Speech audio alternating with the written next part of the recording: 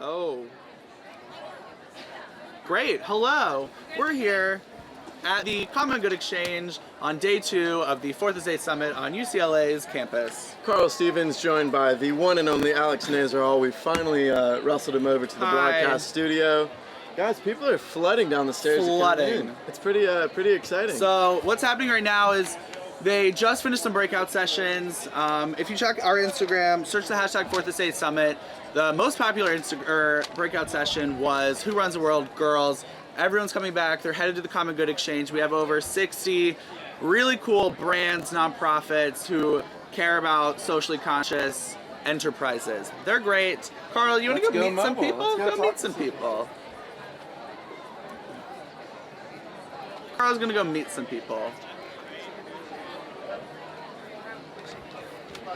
Is it cued onto this camera? Yeah. Nice. I think I'm hot. I think this is live. Let's see what's happening. How you guys doing? Turn the switch on. That's always a good thing. Is it on right now? Sweet. You guys doing good? Hey, how are we doing so far?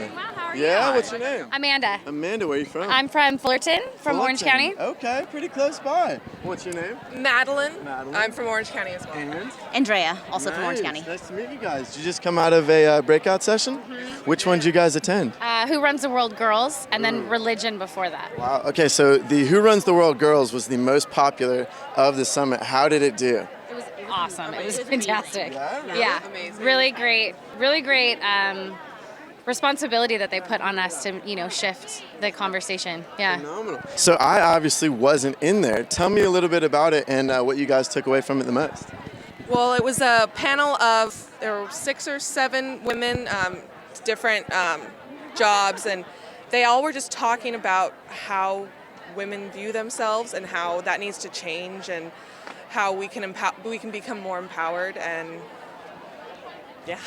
So I have a younger sister. She's actually 20 right now. She turns 21 in a couple months. What is the best thing I can tell her to take that leap?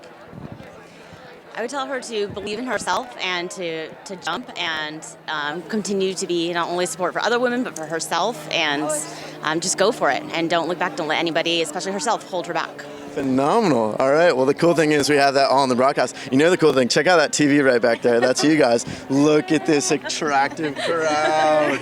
So we're at the Common Good Exchange. There's 60 brands, socially good organizations here. Who are you guys looking forward to going and talking to? I want to check Sevenly out. I bought a shirt from them before and supported the organization before. I think it's really cool that they reach out to so many different philanthropies. So, yeah. And? Sevenly was mine, as well as Tom's and a few of the other ones. Very so. good. And what about Definitely you? Sevenly. Sevenly. Big Sevenly fans and crochet kids. Yeah. All right. Well, sweet. Thank you guys so much for talking to us. Have a good time out there. Thank you.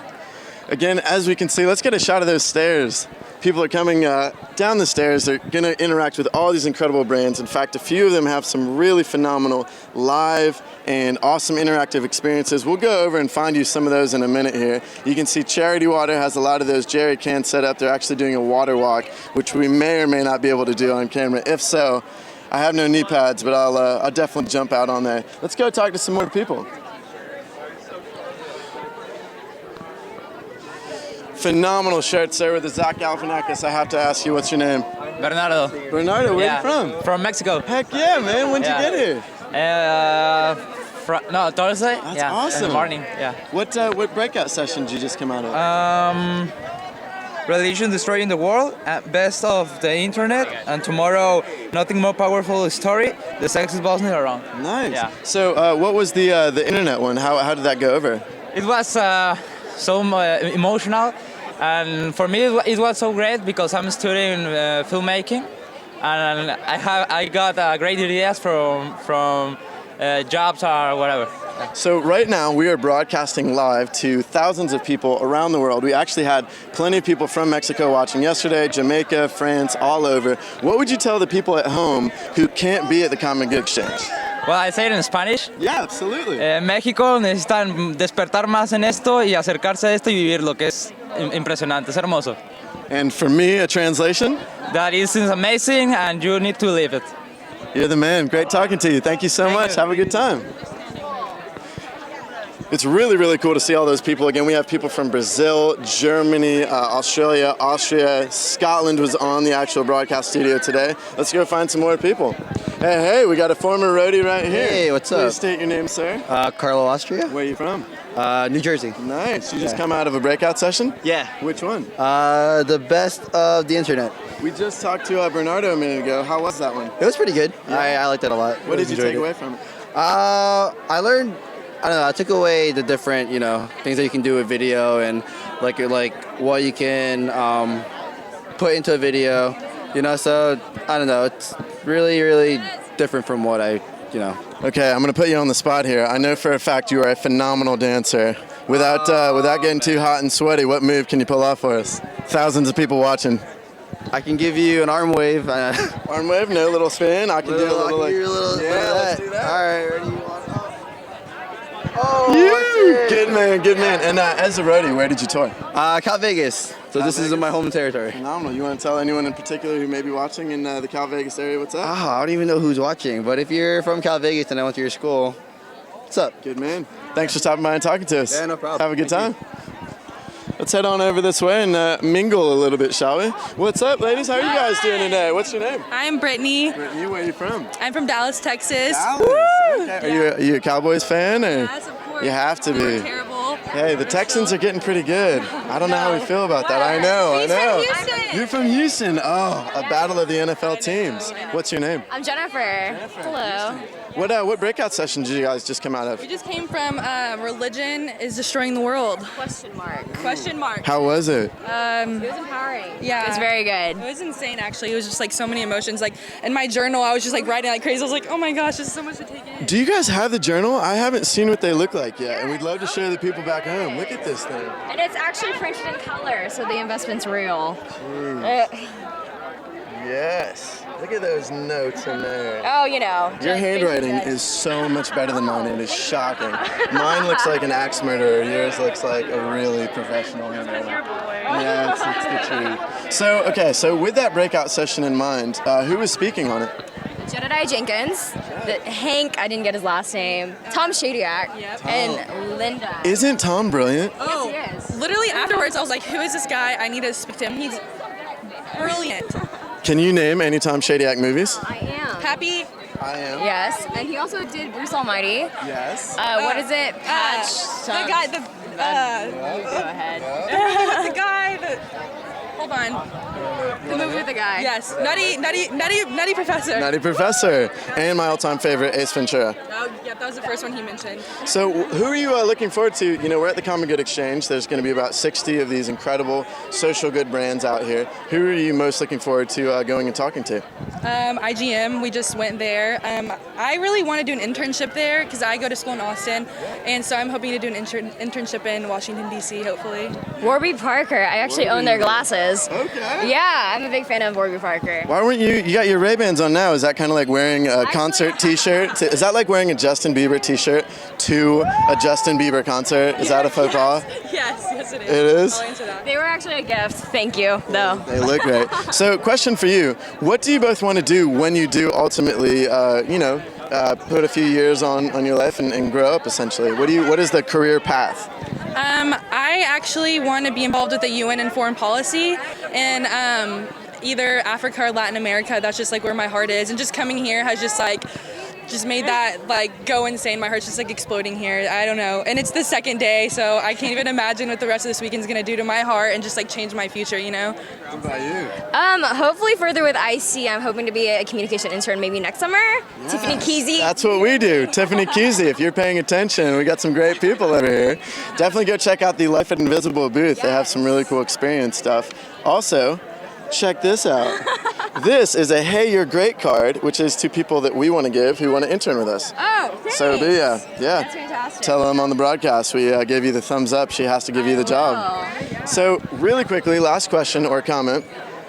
Samantha Power is going to be the speaker of the entire event pretty much. She's coming in on Saturday. Secret Service is coming through. Who knows if they're bringing like bomb sniffing dogs or dropping in from helicopters or what. But what are you looking forward to with her coming and talking? I don't know. I've just been. There's no words. I'm gonna cry probably, a lot of tears. So I'm just so excited. This is like. Have you cried already yet? Have either of you I had an emotional breakdown yesterday, and it was like last night. I was like, this is the first night. What is gonna happen? I'm dehydrated. Was the emotional breakdown during the actual talks? Or? It was when Rocky and yeah, he came out. I was just like, I can't even handle this right now. It was beautiful. Like, you guys, props to everything y'all have done here. Like, I know, thank you. y'all are insane. Y'all are brilliant. Let us know if you need a box of Kleenexes. Go out there, meet some people. I need some water, actually. Go get some water. Thank you. Alrighty, we're gonna keep heading this way. Watch out for those cords, guys. Don't want to step on those. As you can see, people are really psyched to go out there and find causes that are important to them. One of the really cool things about the Common Good Exchange is it's not just about invisible children. It's about all these organizations and what matter to people. We have a variety of different issues, from water, sex trafficking, cancer-related stuff, non-toxic revolution in particular with plastics and all. It's really sweet, and it's crazy to hear myself talking. It's an echo, and I really like it. How are you guys doing? Laura, what's up? So let's keep going down this way a little bit. We're walking by Sevenly right now, some merch tents. I'd love to go over to the Caine campaign, actually. We're going to get them on the broadcast later. For everyone who is watching right now, go on to Twitter if you have one, hashtag 4th Estate Live, and ask us some questions. We want to hear from you guys. We want to answer your questions. We're going to be interviewing people from Charity Water, Caine Campaign, Teach for America. We have TedxTeen over here who's going to give us a phenomenal lowdown. Not to mention the Buried Life are going to be coming back on here and actually playing the dating game with us in a little bit. If you haven't seen that, it's awesome. Hey, come over here. What's your name? Hannah. Hannah, where are you from? Orlando. Orlando, Florida. All right, East Coaster. I'm from South Carolina. It's nice to meet you. You having a good time so far? Yeah. Yeah? What's been your favorite part? Probably the talks this morning, all of them, or Blood Brothers, obviously, but. That shirt is a throwback. How long have you known about Invisible Children? 4 years I've known about them. I've been really involved for about 3 or 2.5. That's awesome. Are you in school now, or what are you up to? I graduated this past year, and I'm starting college in January. Wow. What are you going to try and study? Social work. Social work. That's awesome. So who are you most excited to talk to out here? I'm excited to see everybody. I'm really excited to see the new organizations that I haven't heard about that I can easily support. Come on over here. Come on. What's your name? Taylor Maris. Yeah? So do you guys know each other? Yeah, we're best friends. Awesome. So what's been your favorite part so far? I think just all of the first day, all of yesterday, like Blood Brothers, I was like ugly crying the whole time, and then. Okay, I have to ask you, what is the ugly cry face? I can't do it right now. You have to be in the moment. Mine is like a. Yeah, I think that's everybody. That's it's pretty everyone's? much the same. Yeah. Good to know. Good to know. We won't put it through that. So what about you? Have you known about Invisible Children for a while? Or? Yeah. Since like 8th grade, my sister was in a service learning class with a teacher that was highly involved in Invisible Children, and then when I came to high school, I got involved in the same class, and then just Invisible Children was one of the clubs that we worked with, or part of the club, I guess. And yeah, it's just been. We raised money for like Schools for Schools, and then further into that. That rocks. So what's been you've seen some of our documentaries. Do you have a favorite or anything like that?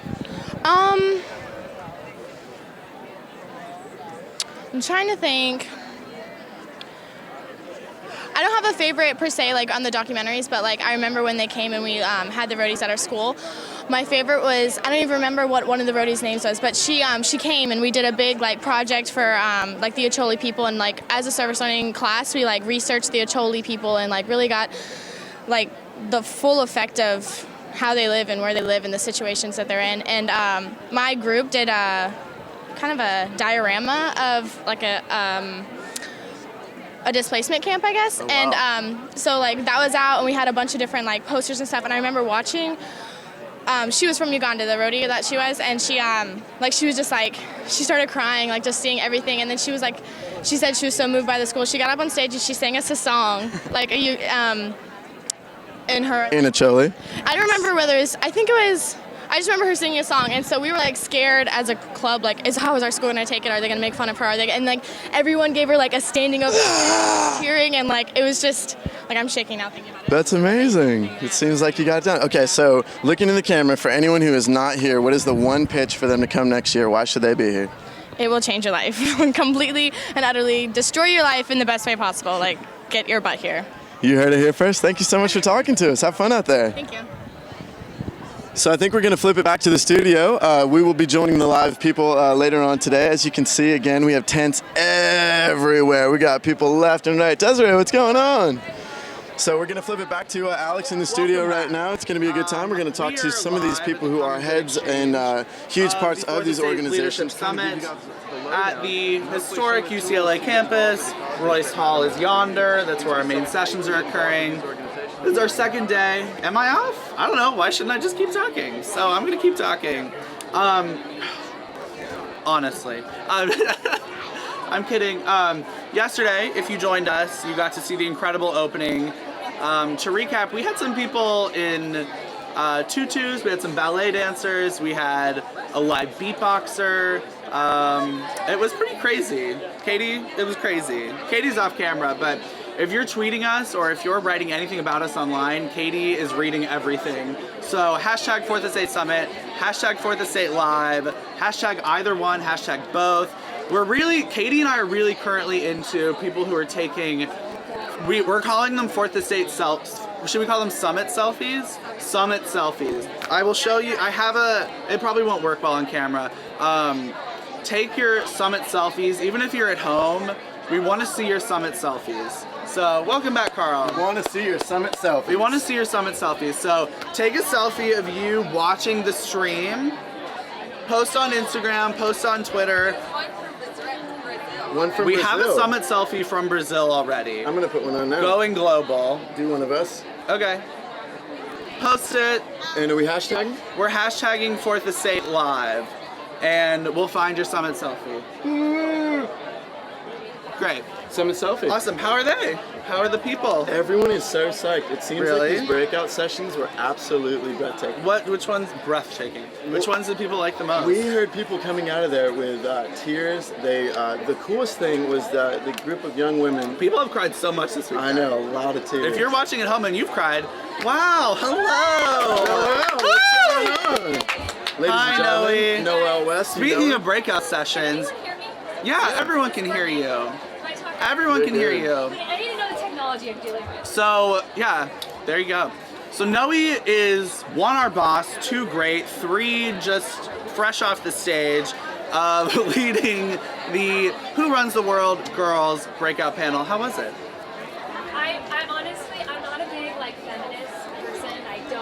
I was like shocked that You embody feminism and you just don't know it, but go on. That's what people keep telling me, but the women that were on this panel were so incredibly inspiring and doing things that with their life that it's not just about women for them, it's about human rights, and that's kind of what we talked about, is like, if you're gonna be at this conference, you're definitely someone who cares about human rights, and that's in many different arenas.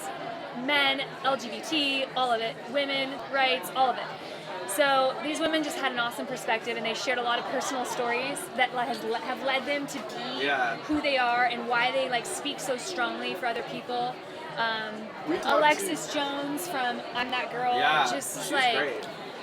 Just had right so. There. She's over there. She's gonna come over here, I think, and speak with us later. You can't see right now, but currently their tent is flooded. Their tent is flooded. It was amazing. So yeah, who else is on the panel? And then we had Yael Cohen from Fuck Cancer, who like just a fiery, amazing woman who they help people through the hardest time of their life dealing with cancer. It's an amazing organization.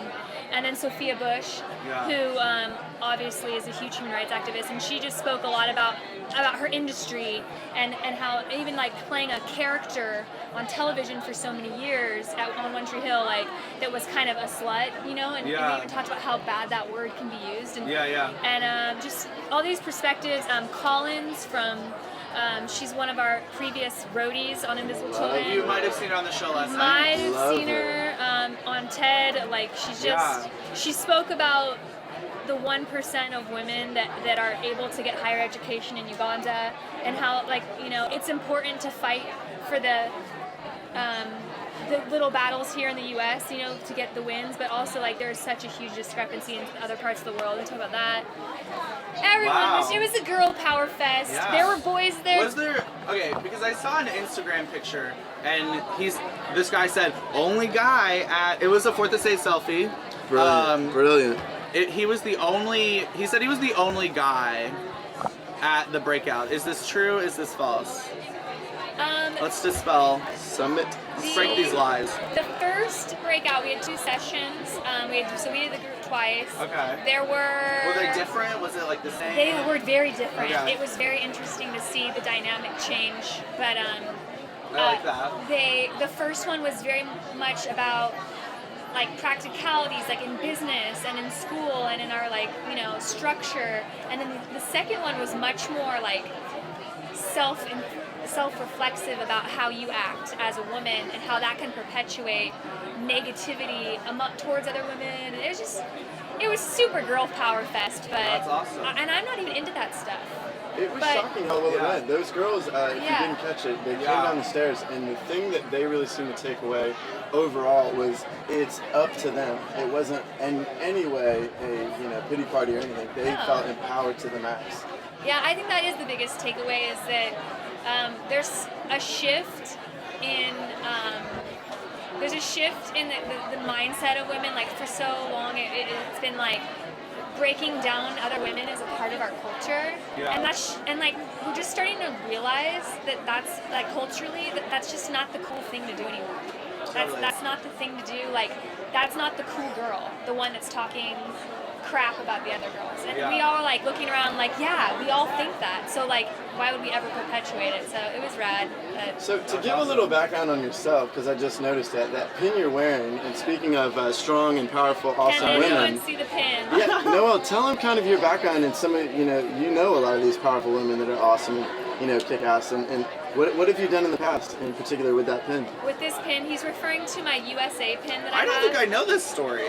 You set that up like it's something I don't know. Nah, you know. No, It's an okay. Olympic USA pin because before I worked at Invisible Children, I was a videographer for the women's US soccer team, and they're an inspirational group and of amazing women,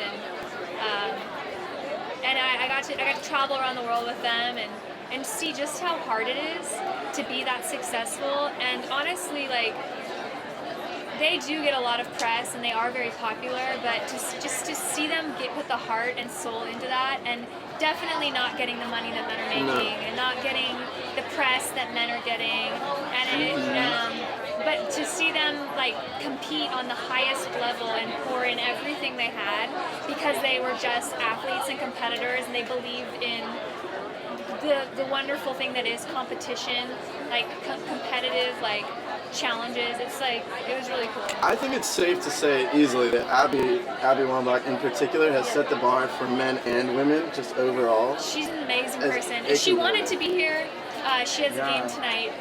But I tried Shout to get out her. to Abby. Abby, If you're I watching. hope you guys are winning. Who are they playing? Do we know? The New York Power. I'm not sure who they're playing tonight, but she's a really inspirational person because she is the hardest working athlete I've ever met, male or female, and I respect that a ton. Because that's really ultimately what it takes. So. Phenomenal. Final thought that I'd like to ask you, especially about the breakout. I asked them this. I have a lovely younger sister. Yeah. What is the one thing post-breakout that you would tell her, especially as she is about to graduate college in a year and a half, as far as going out and not letting things get in your way? Well, I think the big thing for women, and this could even be men too, but like, if you are not trying to project your authentic self, the person who you're supposed to be, and then it's really unattractive and it's really cancerous probably to you and any other relationship you try and form. And the women in this panel spoke so beautifully to this, because everyone sees right through that. You're not fooling anybody, you know? And so once you make the decision to pursue your authentic self and what you're really good at, and that could be really feminine or kind of masculine or sometimes feminine, sometimes masculine, or whatever it is, like, you can be like a jock and still want to look pretty and wear pretty shoes. Like, you can be that if that's who you are authentically, but don't try and be either one if you're not that. And so it was just, I think that's just a good word for anybody ever. Yeah, You know? Like, and I don't know if girls out there feel that more than men. I don't want to make that assumption, but I know I felt that as a girl, and because of, culturally things that get put on us, and so I thought it was awesome. It's cool because we're actually going to have Lauren Paul come by, awesome. and we're going to chat with her. She is part of Caine Campaign. She's one of the co-founders of Caine Campaign, which is a really awesome organization. Anti-bullying? Yeah, it speaks like about, kind of high school, girl on girl drama, not crime. I don't know why. It's bullying. Yeah, bullying, anti-bullying. Yeah, so we're excited. She's going to be coming up soon. She's awesome. She was in a really cool video we had for Move DC where they oh yeah, with Pete Wentz and her husband. picked up Pete Wentz on the side of the road. Yeah. Actually, they didn't pick him up because he was They drove right by Pete creepy Wentz. hitchhiker. That's right. Have we talked at all? I'm sorry, I've been in my panel, so I haven't been watching the live stream for the last few hours, but have we talked at all about the state of the LRA session that went down? Did you see any of it? I want to reflect on that. I was in the theater whenever they did the flyer drop. Yeah. Actually in the theater. Did it work? I wasn't in the theater.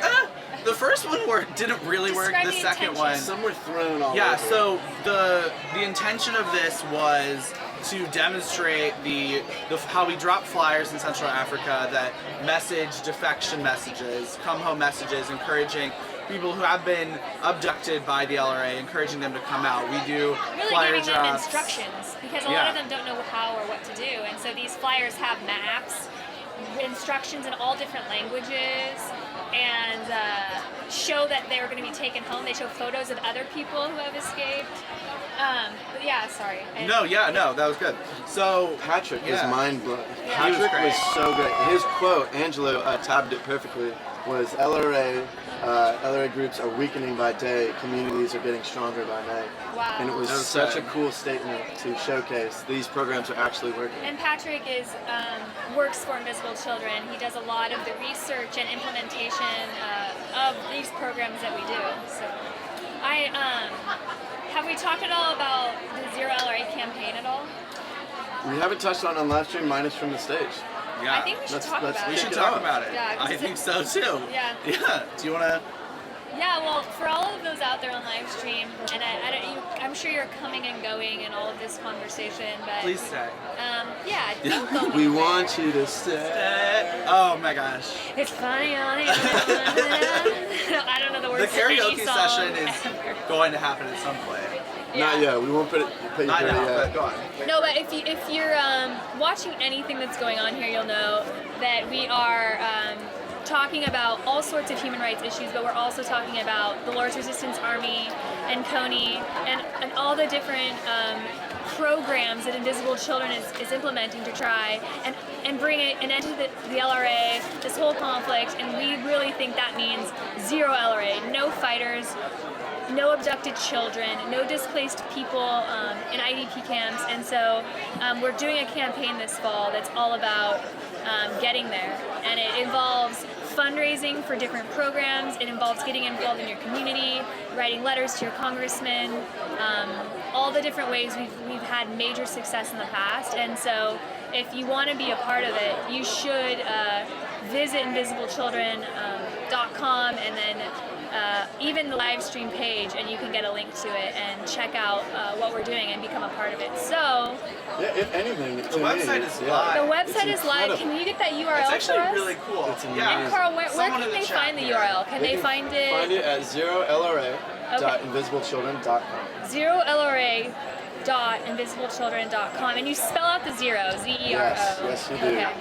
We have our first guest. We have a guest. We have our first Oh, guest. I'm gonna get up and scoot over. Ooh, yeah.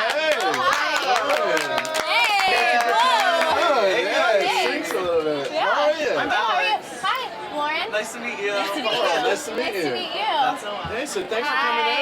We know each other. Had lunch once. Yeah, hi. Really? Where? Where were we? We went to Pokies. Pokies. Okay.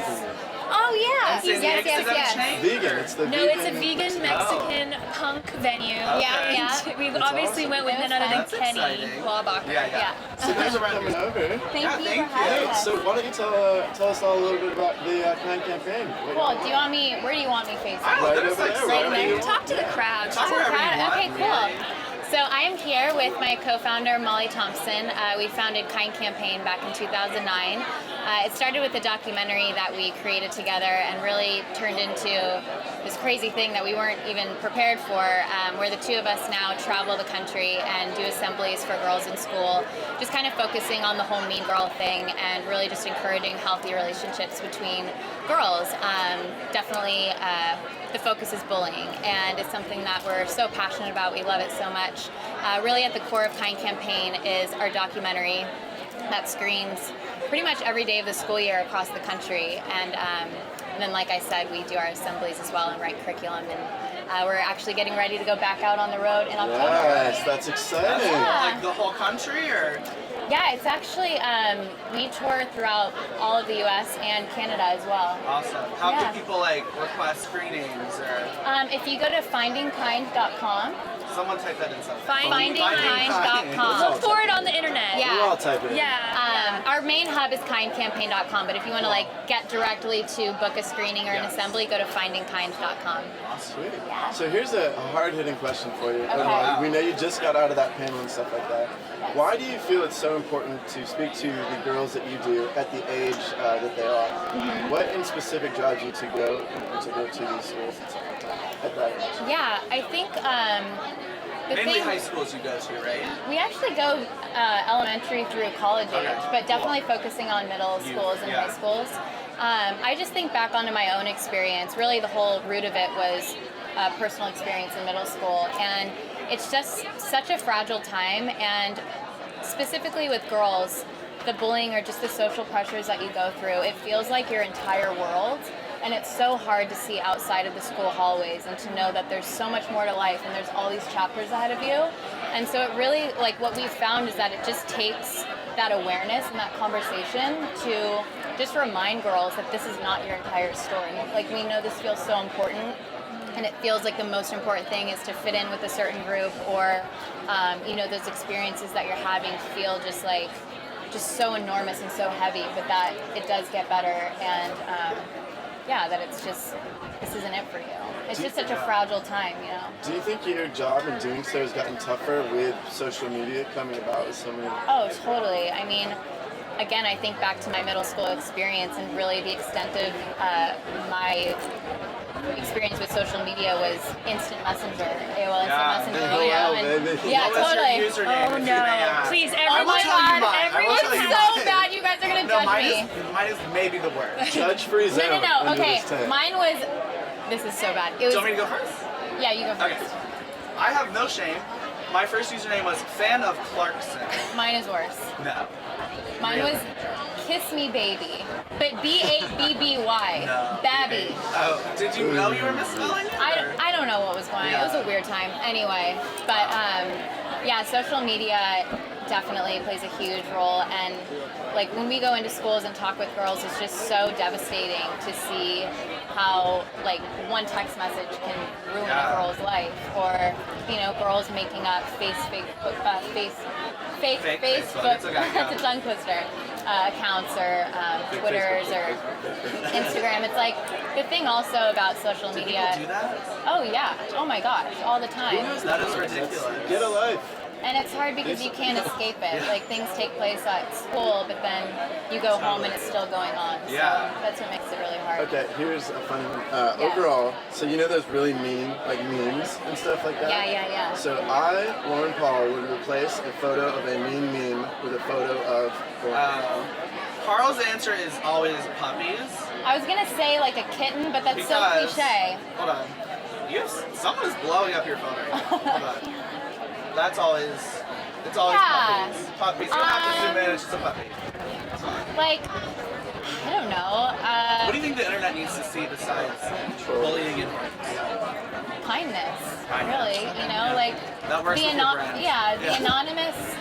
the anonymous sort of thing on the internet, and like if you go to YouTube and go to the comment section, it's just always like so shocking to see how cruel people can be. So I don't know. I think that the internet needs some sort of like filter system with that. I don't know how, but you know, it's just it's bad. And so there's like two schools of thought. One is you talk to the trolls and you respond and try and turn them. Do you ignore the haters? What do you think? Do you just leave people I feel like alone? with people like that, there's been a couple times like when we started out where I took some things personally, but you just can't. You have to just, I don't know, I feel like you're kind of, they just kind of come at you more and more. It's kind of hard. And also actually thinking about that, part of the message of Caine campaign is that we all have a story. And like we've found when we go into schools, even the quote-unquote meanest kid in school, there's something going on behind the scenes, whether it's abuse at home or some sort of deep-rooted insecurity. So that's kind of a part of our message as well, is not pointing the fingers at anyone, not like lashing out against the bully, really trying to understand their story and let them know that like we're all part of this, you know? So. What do you think is the exemplary female empowerment film? Ooh. Because you mentioned Mean Girls, and I think it's easy for people to draw that comparison just because so many people have seen that. But what to you is like the strongest, like healthy female friendship relationship besides like Babysitter's Club? True Beverly Hills. Could I say our documentary, Finding Caine? That works. You can say that, honestly, but what's another answer?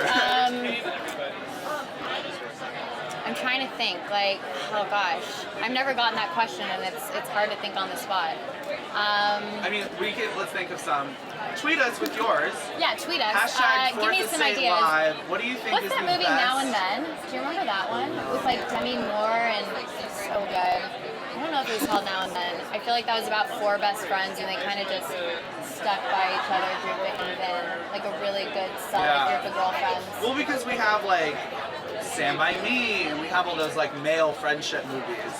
Well, that's the thing. There really aren't that many. The bromance took off, and where does that translate?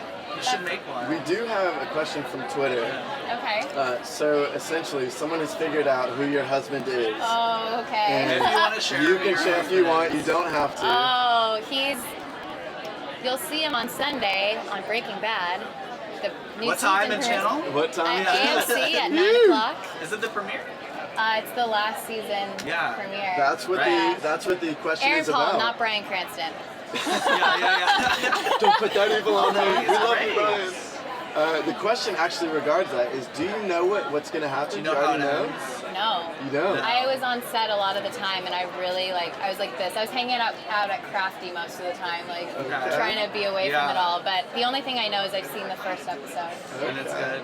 It's good. Oh, it's so good. It's crazy. You watch the show, right? Of course. Some people are part of things like I hadn't seen it when we started dating, but then I like shot through it all. Is it weird? Is it weird sitting there and you're watching him and he might be next to you and just...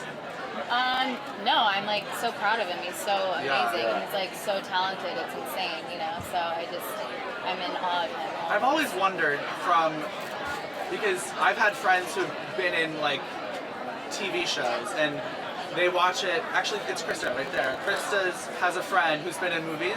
Yeah. And I'm like, do you watch her movies? She's like, not really, because I know she's acting. Yeah. Like, I don't believe her character because I know her. Yeah. So I've always wondered if like that's the case. You're like, well, you're not actually that, you know? Like, he's so the opposite of anything related. He's like the happiest, kindest.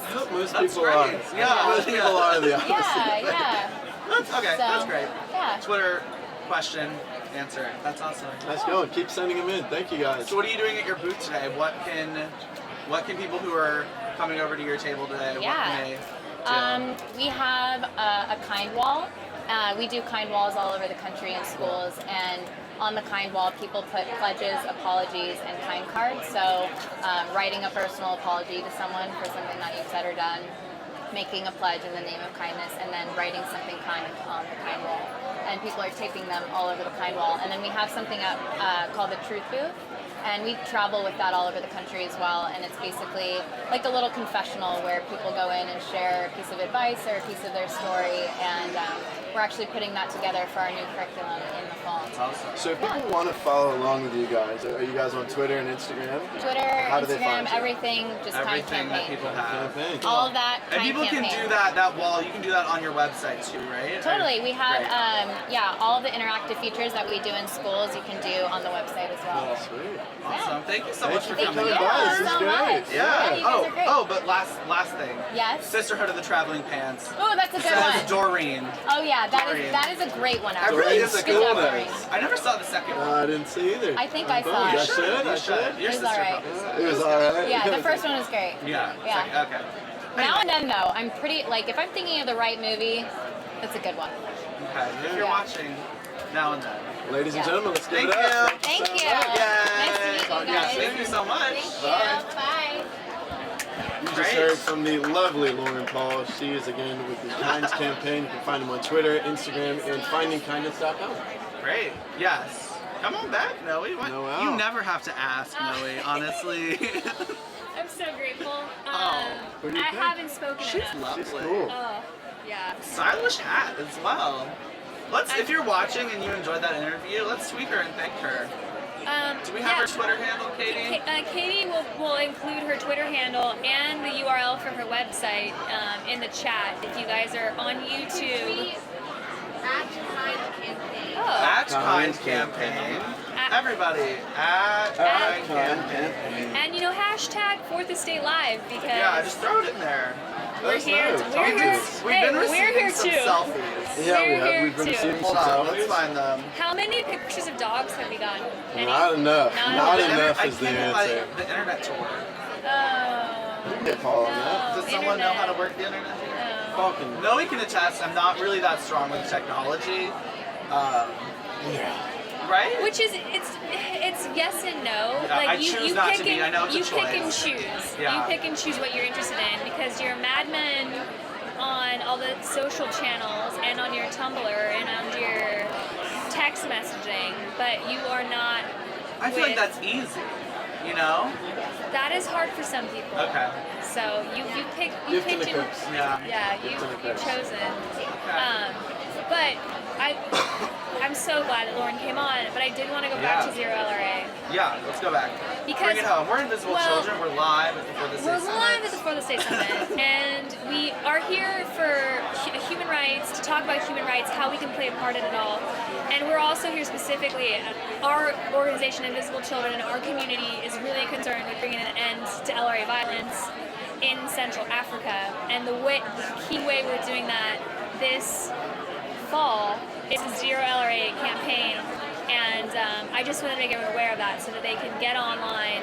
They can set up personal fundraising Yeah, pages. do it now, matter of fact. Yeah. Open up Well, another window so you don't lose us. And Danny Porter just set up one for himself, and he has a page. And I think we're going to show it to people if Great. they want to if they want to That's queue it up. awesome. It's pretty easy, and it's a way for you to share your story and why you care about this issue, and then share that with your friends and family, and then you can fundraise and you can see dollar for dollar like how your money gets used to end this conflict, and it's pretty incredible. And if you got to see Adam Fink, our director of international programs, if you got to see his talk, and you can go back and watch it on our previous sessions, day 2, session 1. He shows you just how incredibly well it's working, and how so many of these abducted fighters are being encouraged to escape, and they're finding safety in these safe surrender sites, and it's pretty incredible. so we have a lot of different protection program stuff going Yeah. on. We've been asking a lot of people over the weekend what their favorite protection program is. Oh. Let's hear from you. What is the favorite thing that we do to you? I think the thing that I really find exciting is the come home messaging, because at first it doesn't make sense. You're like, why are you broadcasting radio messages to these people out in the jungle? Like, what is that? And it doesn't make any sense at first glance, but it's the most successful program we have at reducing the number of people in the LRA. And so to me that's so exciting, and And the fact that it's kind of misunderstood makes me like it even more. I want to like Yeah. fight, I want to like fight for it. I know. I want to just like be like, this is what works. And so, It was the most relatable to me whenever we talked about how a mother, like let's say Carl has been abducted, he's been kidnapped by the LRA, and he's in the bush, and Carl's mother can get on the radio and say, Carl, I know you were in there, I forgive you.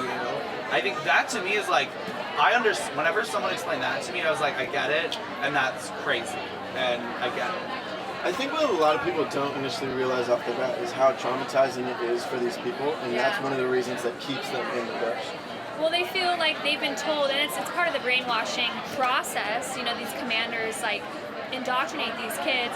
They're told they're unwanted now because they've done terrible things, and so it's kind of like, why would they believe any differently unless they're told so? So that's part of our defection messaging. We call it defection messaging, but it's like come home messaging, escape messaging. And again, that's zerolaRA.invisibleChildren.com. And if you set up your fundraising page, tweet it to us. Yes. At Invisible. And I will we're donate. And Noe will donate. I will donate $1 to anybody. I was who gonna say we were gonna enter you into a competition. No. But Noe will also donate, so that's great. I'll get you going. I'll find somebody here to donate to your page. Oh, Wave to the camera. Oh, we have shout outs back here for Carl. He's getting a lot of attention. He's been getting a lot of fame. I think it's How many new Twitter followers? How many new Twitter followers? Not that many, and here's the thing. If you follow me on Twitter, you're probably going to get annoyed because it's mostly sports. I and like funny. that it's only in spurts though. Yeah, so it's like really exciting. you'll be watching the newsroom one night and tweet 10 times, and then we won't hear from you for like a day. If you're interested in college football, zero LRA, and the occasional newsroom tweet, follow me. If not, follow one of these people for more If you're interested in every 45th Invisible Children tweet, then follow me, because I'm like, I just get a wild hair and I just like, I just retweet. I've recently started kind of reverting to like whenever you first started using AIM and you spelled like you are. I don't know why. It's like a stylistic change. Lazy. Keeping it fresh. It could be lazy. No, you're a conservationist, you need to preserve the characters. My dad's an English teacher and he thinks that the accepted language will soon become text speak. Really? I don't know. That's in a movie called, oh my gosh, it's the movie where Dax Shepard and everyone just keeps getting Dumb and Dumber, but it's not the movie Dumb and Dumber. It's always very funny watching people walking behind us and they're kind of trying to figure it out because there's a screen for all of you watching at home. No, don't apologize. No, you're good. Come back. Come on over. But there's a screen right here and it's really funny to watch people figuring it out. So there's a lot of people here now. In a few minutes, we're actually going to have the Buried Life guys come on and talk to us. We're going to have some really fun stuff to go over since yesterday. Tori's going to come on as well. Oh my god, that story just killed me. If you were I watching wonder if she's had a last time. night- I'm excited to hear her talk. If she's like had time to process this whole experience. That's from show one, day one. The Buried Life gave away an amazing gift to one of our supporters, and you'll learn about that later on the live stream. If you're looking for recaps of anything that's going on this whole weekend, go to our YouTube channel. It's youtube.com/Invisible Children Inc. Or just type in Invisible Children in the search bar. But go on there, subscribe to our channel, and you can see the entire weekend summit in entirety. Well, pretty much everything. There are some special events that were reserved only for attendees, so you'll have to come next year to get everything. But most of it is there, and it's been pretty awesome. There was stuff that happened I didn't even know was happening. We helped plan the thing. Right? Yeah. Everyone kind of took their own twist on a lot of it. It was great. We're like the extra factor, you know, there's the X factor and then the after show. Yeah. And we really fill in the gaps for you with some interviews, so don't miss that. So I'm gonna look up, I'm gonna try, this will probably take a few hours to read out the names of everyone who is currently at this Common Good Exchange. Whoa. Because it's a long list. I'm gonna do it, hold on. My iPad is working, which is lovely. Also, if you're watching at home, start sending in some questions for the Buried Life now so we can ask them on stage. They do want to talk to you guys. At Invisible Children and use the hashtag 4th Estate Live. We'll get them your questions. Okay. Clicking on partners. Ooh, How many people would you say are in this plaza right now? I would say 1,400. Okay. I would say that too. 88. I would say 1,400 and 325 teachers and... We know the numbers. Okay. Are you ready? Yeah. International Justice Mission. Wow. TOMS. Teach for America. 1. Human Rights Campaign. Try Love on Our Arms. United Nations Foundation. Rock the Vote. Do we want to popcorn this? Yeah. Okay. Yeah. Okay. Cool. Do we want to? No, I don't Just wanna- us two. Okay. yeah. Rock the Vote. Generation Listen. Cancer. Keep abreast. Whatever. TedxTeen. Charity Water. Relevant Magazine. Pencils of Promise. Crochet Kids. International. Headbands of Hope. Global Zero. Adventure Project. Sevenly. Do Something. Oh. Raven and Lily. 1550. I feel like we're like announcing like winners of like some sort of very like special yeah. award. Where do we leave off? Mend. Digitaria. The Resolve. Honest Tea. Kind Campaign, as we just heard. 3 Dot Dash. Stay classy. Imagination Foundation. People Water. Sorry. The logo was a little difficult to read. Apollos. Liberty in North Korea. Saving Innocence. The Giving Keys. Girl Up. 31 Bits. Plum and Fiddle. Nika Water. Creative Visions. Great. St. Baldrick's Foundation. That's a new addition. Yeah, That's cool. Shot at Life. Together We Rise. Enroo. Restore International. Wow. This bar saved lives. This bar saves lives. saves That's lives. the name of it. Great list. Riot News. This is a very Riot's large gonna be on list. later. Non-Toxic Revolution. Ember. Blindfold Magazine. Bradley Mountain. I Am That Girl. Oh, where is she? I want her. Good. Roots. Nothing But Nets. We Are Family. Plant with Purpose. Boston Strong. Icy Citizen, which if you follow Invisible Children, it's our advocacy branch. And the Great 18ers. Great One-Eighters, but it's close. That was close. That's okay. Special shout out to Shweta S who's tuning in Shweta S? Dubai. Dubai. Shweta S. Dubai. Where you at? In Dubai. Where you Thank you at? for tuning You in. can't see it. Carl has on awesome socks. Awesome socks. I'm Oh, gonna did people try say and- that? I'm gonna lean up against you to show off the socks. You guys, I have a confession about my socks. I have been wearing these for 3 days straight because I only brought one pair. Really? And what are we supposed to do? Someone I had hit up to- our Twitter and donate socks immediately to Noah West. I had to go to Ross to buy new socks before. Mine are bad. I think I have a blood blister. Ew. Sorry to overshare. Anyway. Anyway. So right now we're waiting for the buried life to come back up. Okay. My sister said thank you for the advice. Oh. That's Hi. lovely. Your Your family's so brother supportive. Carl gave you a really awesome Instagram shout out I last know. night. DD Stevens, He's a terrific human At being. DD Stevens. twin of Carl Stevens. Great guy. Great guy. Great guy. Follow DD Stevens Oh, on that's lovely. Instagram. So the shirt Carl's wearing right now is Oh. something that the participants here have received exclusively for this Common Good Exchange because immediately after, Jason Russell, you might know him, is going to be directing, shocking, some group filming that we're going to be doing. So if you've seen any of our media before and you see like people like looking very stoic and like doing something like that, we're going to be doing Get a in lot on the of act. stuff like Do it that. at home. Yeah. Stand up, maybe participate. Make a vine of yourself going like that. Oh, yeah. And we'll splice it in. I will use that. Oh, excellent. Oh, So seriously. keep sending in these really cool photos because one of the really awesome things is we are reposting them everywhere. All the Instagram, we're actually doing a really cool. Do you want to talk about that? The what? The blog, the Instagram. Oh yeah, we actually just published the For the State According to Instagram. Oh, So I if you go love to our that. blog.invisiblechildren.com, you can find a bunch of Instagram photos that have been taken by different participants here. It's actually crazy if you go on Instagram and search the hashtag 4th Estate Live or 4th Estate Summit. 4th Estate Summit has about 1,300 pictures that have been tagged. Wow. It's crazy. Like last night, I will be honest with you, I was very tired at like midnight, so I didn't go see a show. But I was in bed watching all these different Instagram videos of the show, so I almost felt like I was there. I was so tired last Yeah, night, and what I did you still do? got on Instagram and looked at the photo feed, and it was so It's awesome. crazy. All Oh, right, the Buried Life guys are here.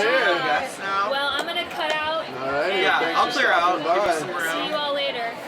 Make Thanks for stopping by. Hold on, they can have my spot. Sure? Yeah, Sure. I'm sure. Alrighty. The men, the Welcome. myths, the legends, the buried life Hold are coming on. on to talk to You us. can take my seat. Sure. All right. Come on up, guys. Alright, you guys. Yes. Good to see you again. How we doing? We got a little surprise for you. Oh, you guys shouldn't have. I know, but we did. And that's just the kind of guys we are. If you don't own a copy of this book, you're blowing it. Put it out at a party. Don't make that mistake. So how's the day going? It's good. We just got here. Yeah? It's a beautiful day in California. So for everyone that didn't get to tune in last night and see what happened, I'd love to give a quick recap of exactly what happened last night. They pulled off a mini miracle. Not even mini, they pulled off a huge, incredible thing, and we'd love to hear more about it. Yeah, so we asked, everybody what do you want to do before you die. We set up a site with you guys where people would submit their list items. We got thousands and thousands of list items, and we had to read through them all. But there was one that stood out and sort of resonated with us, and it was this girl, and it actually wasn't her dream. She said, I want to get my friend Tori a hand. And it said hashtag hand for Tori. And we looked at hashtag hand for Tori, and it was this girl that's 18 years old from Ohio that was born without a hand, and her friends wanted her to get her a hand because they knew that was her biggest dream. Bionic arms are really expensive. They're like, the arm and the physio that you need to learn how to use the arm is like $150,000 to $200,000. Jeez. So this was like 3 days before the summit, and 3 days before the summit.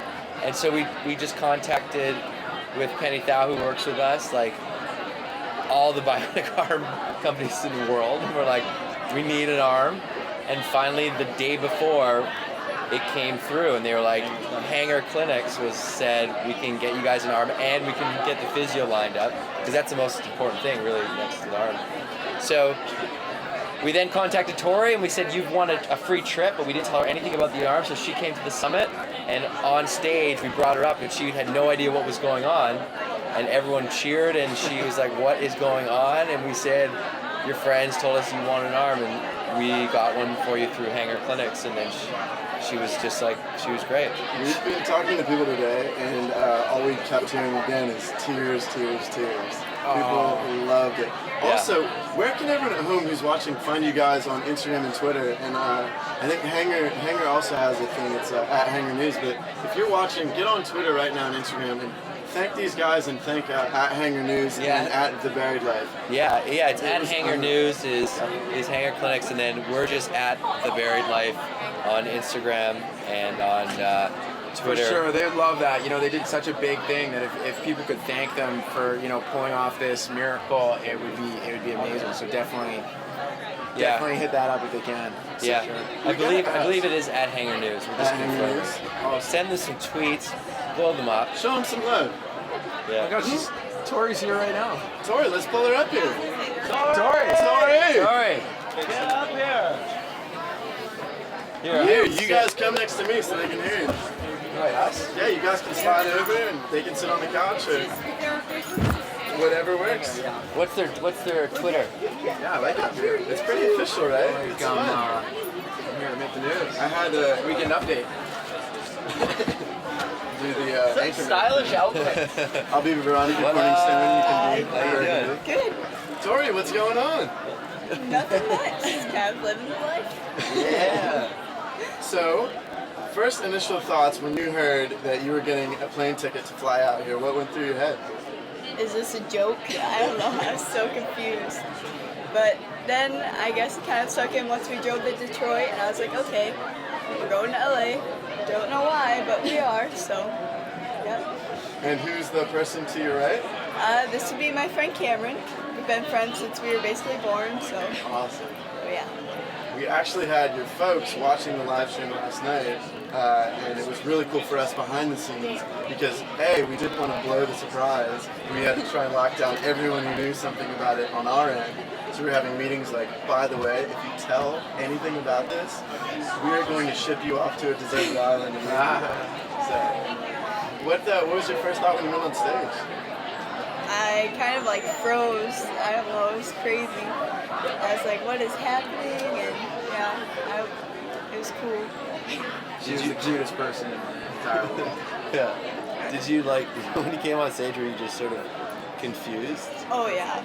I don't really know. I kind of figured something was happening because they were rushing me, and I saw you guys. I was like, oh my. It was sweet. Sweet. So you've watched the show before with these guys on it. What is the one favorite episode that sticks out? Gosh, I don't even know. I like them all, to be honest. That is a phenomenal endorsement right there. Oh yes. Are you excited to start the physio and get it all fitted and everything? Oh yeah. I'm so excited. I can't wait. What's the first thing you're gonna grab with the new hands? I'm probably, I don't know. Maybe. Probably a bottle of Coca-Cola. Coca-Cola Classic, people. You heard it here first. Yep. Probably that. It's really amazing. There was a woman here yesterday who actually had the bionic arm that Troy's never seen, and she was kind of showing us everything that it can do, and the kind of the technology's come so far that with there's mobility in the fingers and the wrist can go just by like flexing different muscles and your arm muscles. It's amazing. It's really cool. She's so cool. Yeah, I don't even know what to picture. So this is a full, serious piece of technology, huh? Yeah. Oh yeah. No, it's got a computer chip in it and everything, and so it actually measures. It feels like the neurons in your muscles, and not only that, but they do a silicone cover over to mirror it completely to your other arm, so it looks exactly. It's crazy. I couldn't believe it. It's very exciting. Technology, man. So have you been having a good time at the summit with everything else? Oh yeah. I love it. Did you have any breakout sessions earlier? No. Just roaming. Yep, that's what we're doing. So I have a question for you guys. I want to know, because I'm kind of a slob when I'm not doing this. Does Penny choose the outfits, or how are you guys always so on top of the fashion game here? Penny's probably smacked us around once or twice if we're not looking sharp, you know? Tori does most of mine. For everyone who's watching at home, also, you guys do a lot of stuff through your Facebook page, right? That's the best way for people to find your stuff? Yeah, you can message us at Facebook.com/TBL. So that's the best way, and we're on Instagram and Twitter. You can holler us there at the Berry, just at the Berry Life. Sweet. Tori, Cameron, what are your guys' Twitters? Do I have to say it out loud? No, you don't have to if you don't want to. But Do you want? We will get people to Twitter bomb you. Okay, it's Gary the Snail. Like Gary the Snail, but the. Gary the Snail. Yep. Mine's just Tori Biddle. Tori Biddle? Yep. TORIBIDDLE. Yep. Have you been to LA before? You've been to California? Nope, this is the first time for me. Do you like it so far? Oh yeah, it's better than Ohio. That's for You guys were saying you're cold yesterday, but it's such a nice day today. It's warm today, right? Oh yeah. It's a little warmer, yeah. Oh my. It's about the same-ish. So have you talked to a lot of people back home that have found out about this at all, or has it been kind of surreal and so fast? I talked to, obviously, my group of friends. We all talked to them. And then my mom and dad. Well, actually, not my mom. I haven't really talked to her yet. But my dad, I talked to him. And that's about it. What was his reaction? Oh, he's so excited. He keeps like, oh, it's going to be so cool. And, oh, yeah. He keeps like, tell everyone thank you. And, oh, yeah. He would not shut up off of the phone. Like, we were probably on the phone for 40 minutes and him just rambling. I'm like, okay, yeah. Oh, that's amazing. Oh, yeah, he's so excited. So who was the woman that you were talking with? It was Carrie, the woman that had Carrie Davis. Carrie Davis? Yeah. So was she telling you like what the process is from when you get back home? She didn't really, I don't know if she really said that much or whatever. She's kind of like talking. But you got to see the arm that she was using? Oh yeah. It's pretty cool. Yeah. It was cool too, talking to her, because like we could relate with the same things. Because I could talk to like my friends and stuff, but they don't really understand. But she actually understood, so it's really cool. Yeah. To have somebody bonding with that. So. Yeah. That's Right, cool. so we have something designed here. We're gonna do the dating game with the buried life. So if you two girls would come over and sit next to me, we have three questions we want you to ask the guys, and then depending on their answer, you can select any winner you like. Oh wow! Look at this switcheroo. You guys are agile. You. Also, it should be known, Johnny. Oh no, I want another chance. Johnny flew in all the way from England, right? Yeah. The other day? He's a little jet lag today, so he didn't make it. Okay, so you ready? Again, I do have to apologize for my handwriting being so horrifically bad. Can you guys read that? Oh yeah. All right, let's play the dating game with the buried life boys. You go ahead. If we were to, are you guys ready? Listen up. I'm Come on. ready. Yeah. Okay. So how does I'm this a good work? listener. So she's gonna ask, they're both gonna ask you a question. We have three Individually or questions. as a group? As a group, and then down the line, you go ahead with your response. Okay. And based on, at the end of your responses of all the questions, they'll pick their favorite. Okay. All right? No pressure. All right. If we were to complete one of your remaining bucket list items together, which one would it be? Fall in love. Damn it! That was mine. That is so cute. Go ahead, Dave. That's a really good question. Sorry, in camera.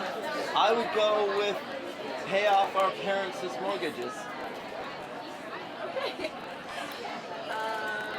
Duncan, you gonna? Go to space and fall in love in space with the both of you. Duncan, stop trying to walk in a threesome right now. It's so weird. All right, and the fact that you're trying to bring it up into space makes it even weirder. Especially on a first date. Well, there's Zero a telling gravity. sign, guys. Zero gravity. There's a telling sign. I just want to point that out when you're Sorry, making I'm a a choice. romantic. Oh yeah. There you go. Why don't you pay off your parents' mortgage? Yeah, I'm trying to. Really trying romantic, to. buddy. Trying to. Sorry about my friend go. here. Go. He's just. If you were a superhero, what would you be and why? I'd be Flash so I can make your dreams come true quicker. Oh. Yeah, he also doesn't last very long in bed, so that's how he got the nickname in the first place.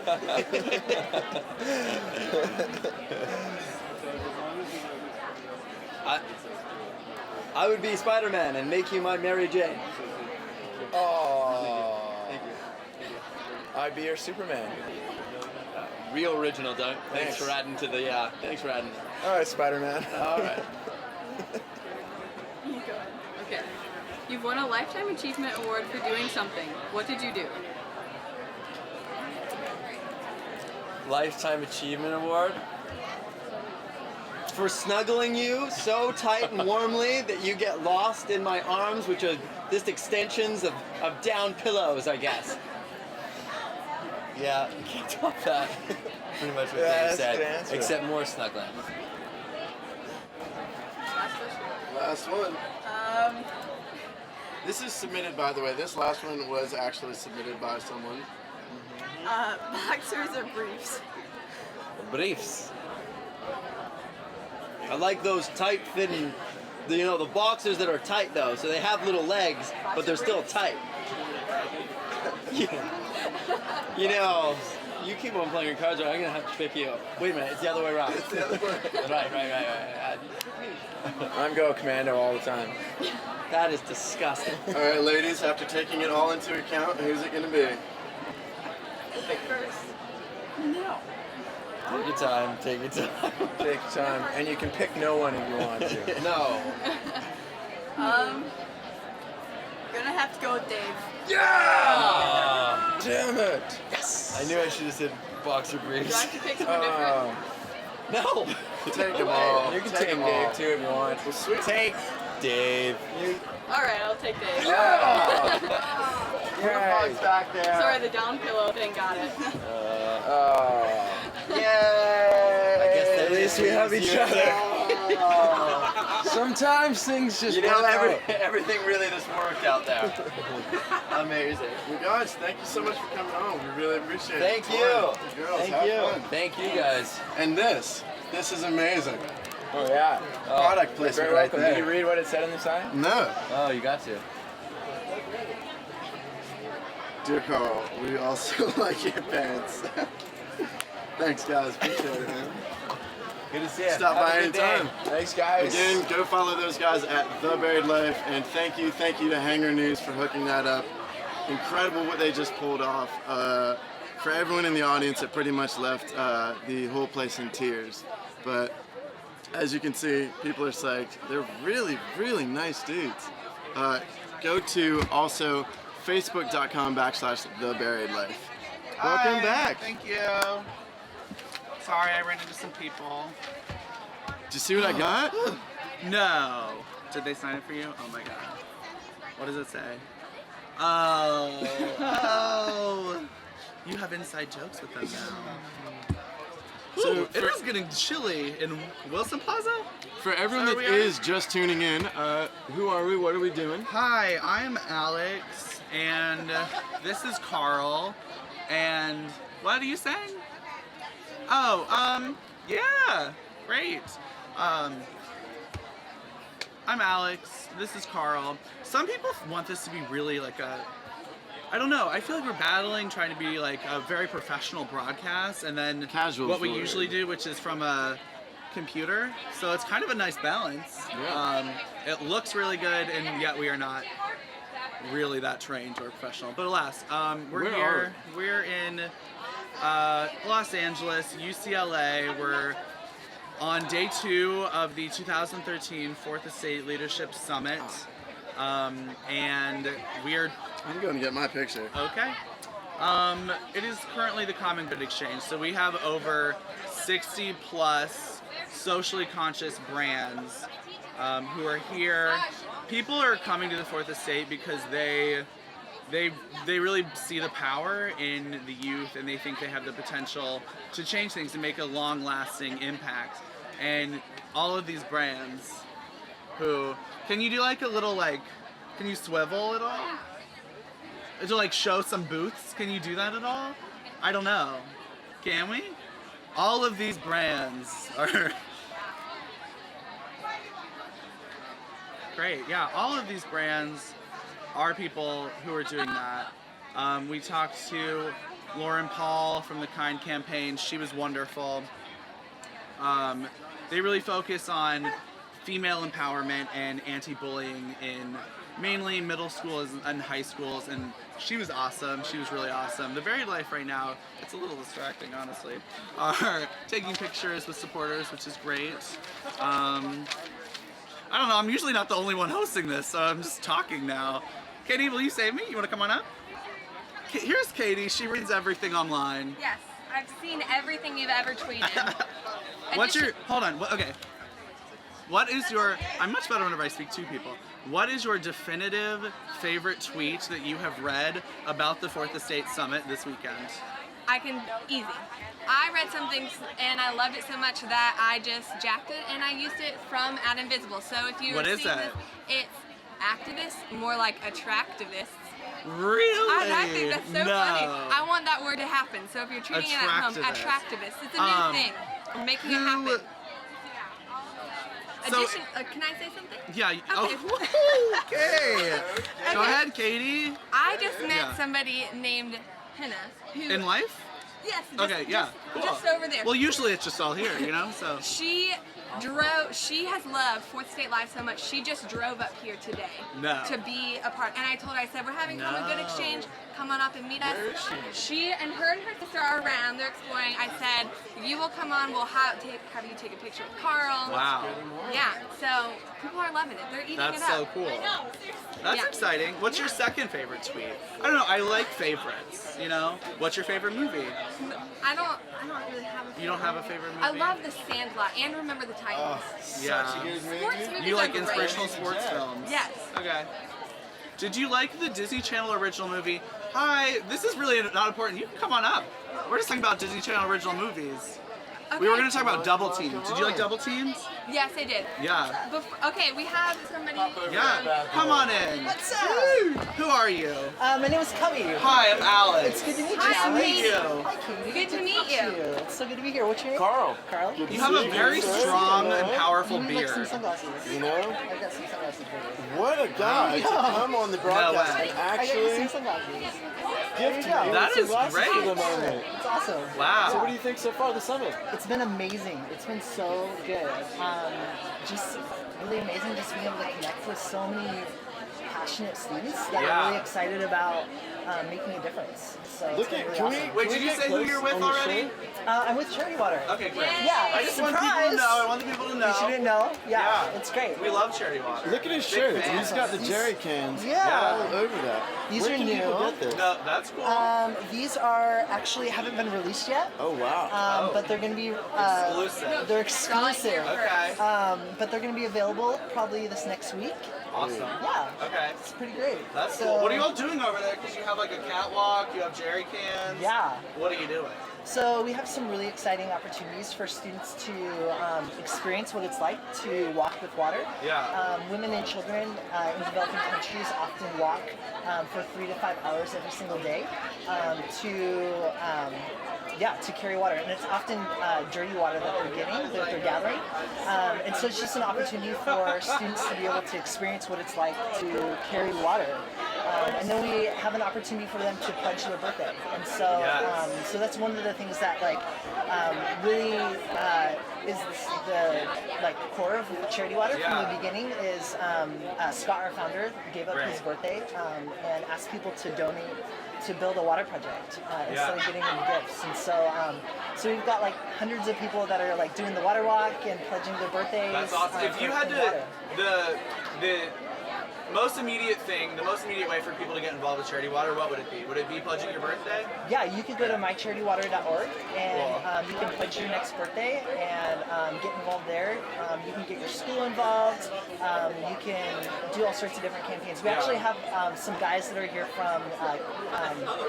from Azusa, which is a university here in California, and they just rode their bikes across the United States to raise money for Charity Water. That's and crazy. so it was quite the journey. There were 6 dudes, and they're the best. So my favorite. also, for a lot of people who don't know, we are huge fans of Charity Water. Yeah. And in the past, we've actually worked together. We sent our own Adam Fink with Charity Water over to Haiti and got to work on a really cool project there. What are some new things you guys are doing at the moment? Yeah, so right now we're really gearing up for our September campaign. I actually just had the amazing opportunity to travel with our creative team to India, which is where we're focusing all of our support this year. Awesome. So, I did not know that. That's great. yeah, it's surprise, breaking news. Yeah. The campaign hasn't launched yet. Put the ticker, breaking news. Yeah, This breaking is news. so It's wild, great. the full circle with the Blood Brother Film in India and all these different things. It's all really connected. It's so great. So so we're really excited. We're working with our partners there to implement some really exciting water projects and helping people in a way that we really haven't seen done before. And so yeah, we're really excited about it, and we're going to be rolling out the campaign in the next couple weeks. So, Can you go over, so, you know, in the videos a lot of times they show these massive rigs. They're huge. Yeah. Have you ever been next to one of them? I haven't had the opportunity. They're to huge. They're huge. They're massive, and they Carl's really fascinated by mechanics. Yeah. It's like this huge Tonka truck that is drilling this It's on the ground, Yeah. pulling up all this dirt, and then all of a sudden there's this huge gush of water, and it's just this beautiful experience, and it's awesome. I love We it. also saw you guys did something recently with some bicycles, right? Yeah, absolutely. We just did a co-branding partnership with some amazing bike company. They make fix-your bikes, and we actually have one that we're giving away over at our booth. But you can pick one up in our store, and the profit from the bike, which is $100, goes to Charity Water to help our operations. And so, but there's $325, which is ridiculously cheap for a Fixed bike. But If you guys have any questions that you want to Yeah, ask, do you have any you know, questions? at Charity Katie Water. reads everything that happens Awesome. online. Oh, so do you have any Katie. questions for Charity Water? People want to know, what is the big vision for Charity Water? In the next, obviously the idea is to have everyone have access to clean water. Yeah. So how long do you think before that's possible? Yeah, that's a great question. There's currently about 800 million people in the world that don't have access to clean drinking water. And one of the big things that we're really working on right now is this past December, we got a $5 million grant from Google to develop these. I know. Awesome. I deserve it. Right now. Yeah, Crazy. Oh, right, there we go. But yeah, so we're developing these remote sensors for all of our water projects. So we'll actually be able to monitor like how much water is being pumped and be able to be more proactive. And in getting repairs done, like if a well breaks down, we'll be able to know. And people won't have to like go back to walking for water, but we'll actually be able to know and be proactive in fixing these water projects. And so it's really going to move the space forward and providing clean drinking water for people in a sustainable way. Oh my goodness! But well done. This is Jerry. This is Jerry the can. And yeah, when these are full, they weigh about 40 pounds. And 40 pounds. Yeah, it's pretty crazy. You'll have to go do the water walk. It's quite a workout. That's what I'm gonna say. Do we have the capability, people with cameras, to show Carl do a water walk? That would be awesome. Yeah, let's I don't know. We definitely do. I don't know how we going right now. Is that what we're doing? Let's go. Let's do it. Yeah, we're going. We're taking them with us. Let's do it. Right? It's great because I think I'm not confined by technology, so I just say things, and sometimes they happen.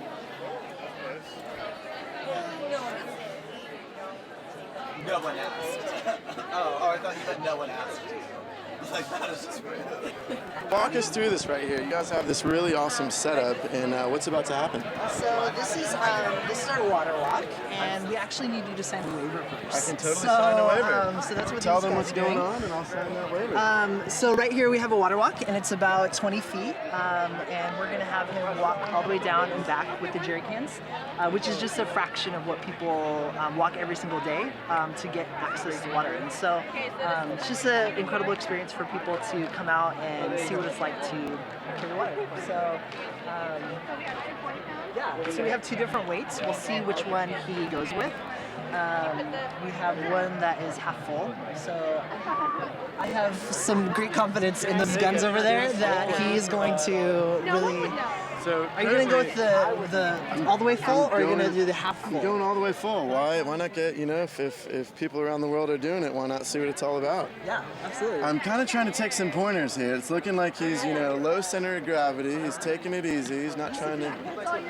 You know what they say also here? You bend at the knees when you do it, Although, even if I do hurt myself, I have officially signed this incredible waiver. So we're not liable at all. So this is You're right good here. to go. This is the signature. Boom. That's great. Responsibility is officially shifted. Okay, so is it there and back? Yeah, there and back. You gotta go there and back. There and back, all right. There and back. Let's see what I can pull off here. Are they all the way full? Yeah, they're all the way full. These are 40 and these are 20. Okay, 40. Wait, these are 40? These are 40. All right, let's do it. You're gonna do two? Okay. Let's do two. I saw my guy right here do it. I'm gonna follow his lead. For everyone watching at home, this is in no way easy. With some shoulder shrugs. Jeez, I tell you what. And how far are people walking when they're carrying this? Typically for 3 to 5 hours. 3 to 5 hours. Every single day, yeah. After probably, what do you think, like 2 minutes, I'm pretty much ready to drop these down and, start over. I got to figure out a way to put these on like an ox cart or something like that. This is no good, man. I'm going to hand them off to you and have fun with it. Woo! That's great. How do you feel? I definitely, break a sweat? It's shocking that kids can do that. Blows my mind. It's like their weight in water. Truthfully, again, watching, I don't know, what age some of these kids are doing this? I don't know what they're eating or anything, but I definitely couldn't do that as a kid. So what's the other concern? Is obviously the water that they're getting is pretty unhealthy? Yeah, there's actually a lot of effects that water has on people. So obviously there is the time effort, so to actually get the water, where girls aren't able to go to school, and so we've seen a lot of like really positive effects happen because of people that don't have to walk for water. But there's also like the disease factor, and that has a major role in it as well. well. And so it seems that, not only, the clean water and stuff like that, but it has huge effects as well on like literacy rate, obviously lifespan and stuff like that. It seems to me that clean water as it's dawning right now is actually affecting a lot more than just, the ability to hydrate. Yeah, absolutely. And it's amazing, like the return that it has, the investment of water. For every dollar that's invested in water, it has an average of a $12 economical increase for that community. And so just even like the ability to help an economy come out of where they're at and out of poverty, it's amazing what like water affects and how it just brings people together. So if you're watching this at home and you do want to try this out, next time you're in the gym, grab 2 40-pound weights, and as you're sitting there holding these things, doing some lunges or whatever, think about what it's actually taking some of these people to essentially walk for 3 to 5 hours with these things, in their arms. It's pretty. That's wild. It's great. Yeah. Well, we're gonna actually head back to the studio, but thanks for that experience. Yeah, we appreciate it. I want to make sure you get these back unless you want to slide back over. Yeah, so good to meet you guys. You too. Take care. Going back to studio. Thank you guys. Even if this is still live, I do want to say the camera operators here are incredible. We've got Michael, Danny, and Tony handling a monumental task.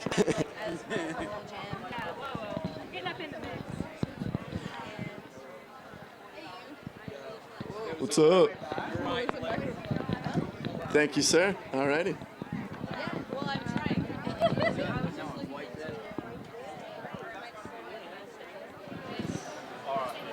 Hello? We're figuring out where the camera is? I don't know. I think we're here. Hi. Let's just pretend like we're here. How was that? It was Did you do awesome. the water walk? It was pretty What did difficult. you do exactly? So- Because I've seen it, because they have a big event every year. I think it's called Charity Ball. Yeah, they Is have that the correct? they have Yeah, the and ball they do the same thing at that event, and so I see it over there. What exactly did you do? So you get 2 jerry cans, and Okay. they're both full all the way with water, and it's 40 Correct. pounds each. Okay. And they, Oh, wow. In the real life situation, many people are actually walking for 3 to 5 hours with these things. Wow. And no joke, probably after like 30 seconds, I had enough of doing that. Really? I mean, Do you walk the whole way? You walk the whole way and back. Wow. It's doable, obviously, Yeah. but it really. That's crazy. It's interesting how those experiences put it in your mind. To do that for 3 hours is nuts. I would never want to do that. Yeah. Wow. Oh, bye. Thank you so much. So much. The face. The woman right here. She's The woman walking away behind the from you, buried honestly. life. She's great. You getting out of here? You're the man. Look Hi. over there. Look, everyone. You want to hop up here real quick? We're live. You want to hop up? Why not? We're going. It's fine. Dale, how are you, man? Hi, I'm Alex. Nice to meet you. So, I'll sit with you guys. how are you doing? Are you tired? Yeah. Take a load off. I'm tired. I Yeah. woke up at 4.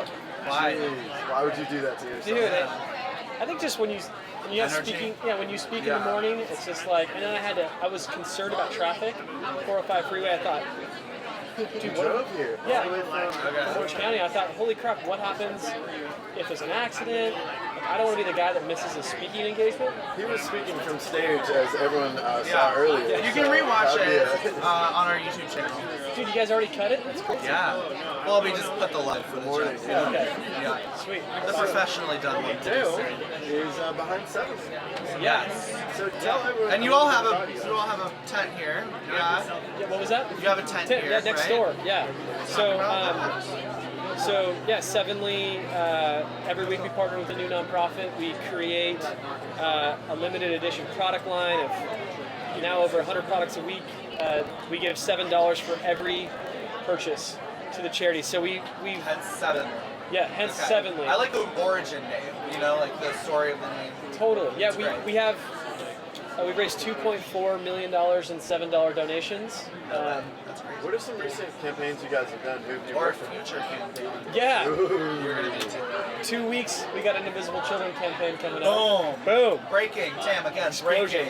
Breaking news. Ah.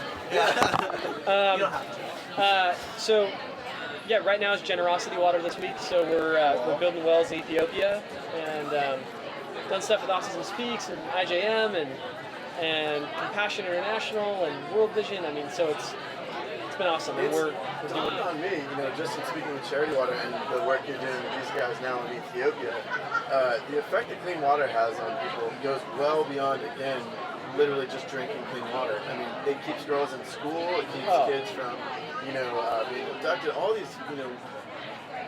Yeah, like the just like synergy between all that. I mean, so yeah, and it's crazy how cheap it is. Like $7 provides clean water to a child for life. Like, it's dumb because we pay for bottled water all the time, and it's like, you know, we have to, because that's like how we get our water here. But it's like, to have a well straight out of the ground that functions just clean water, I mean, it's insane.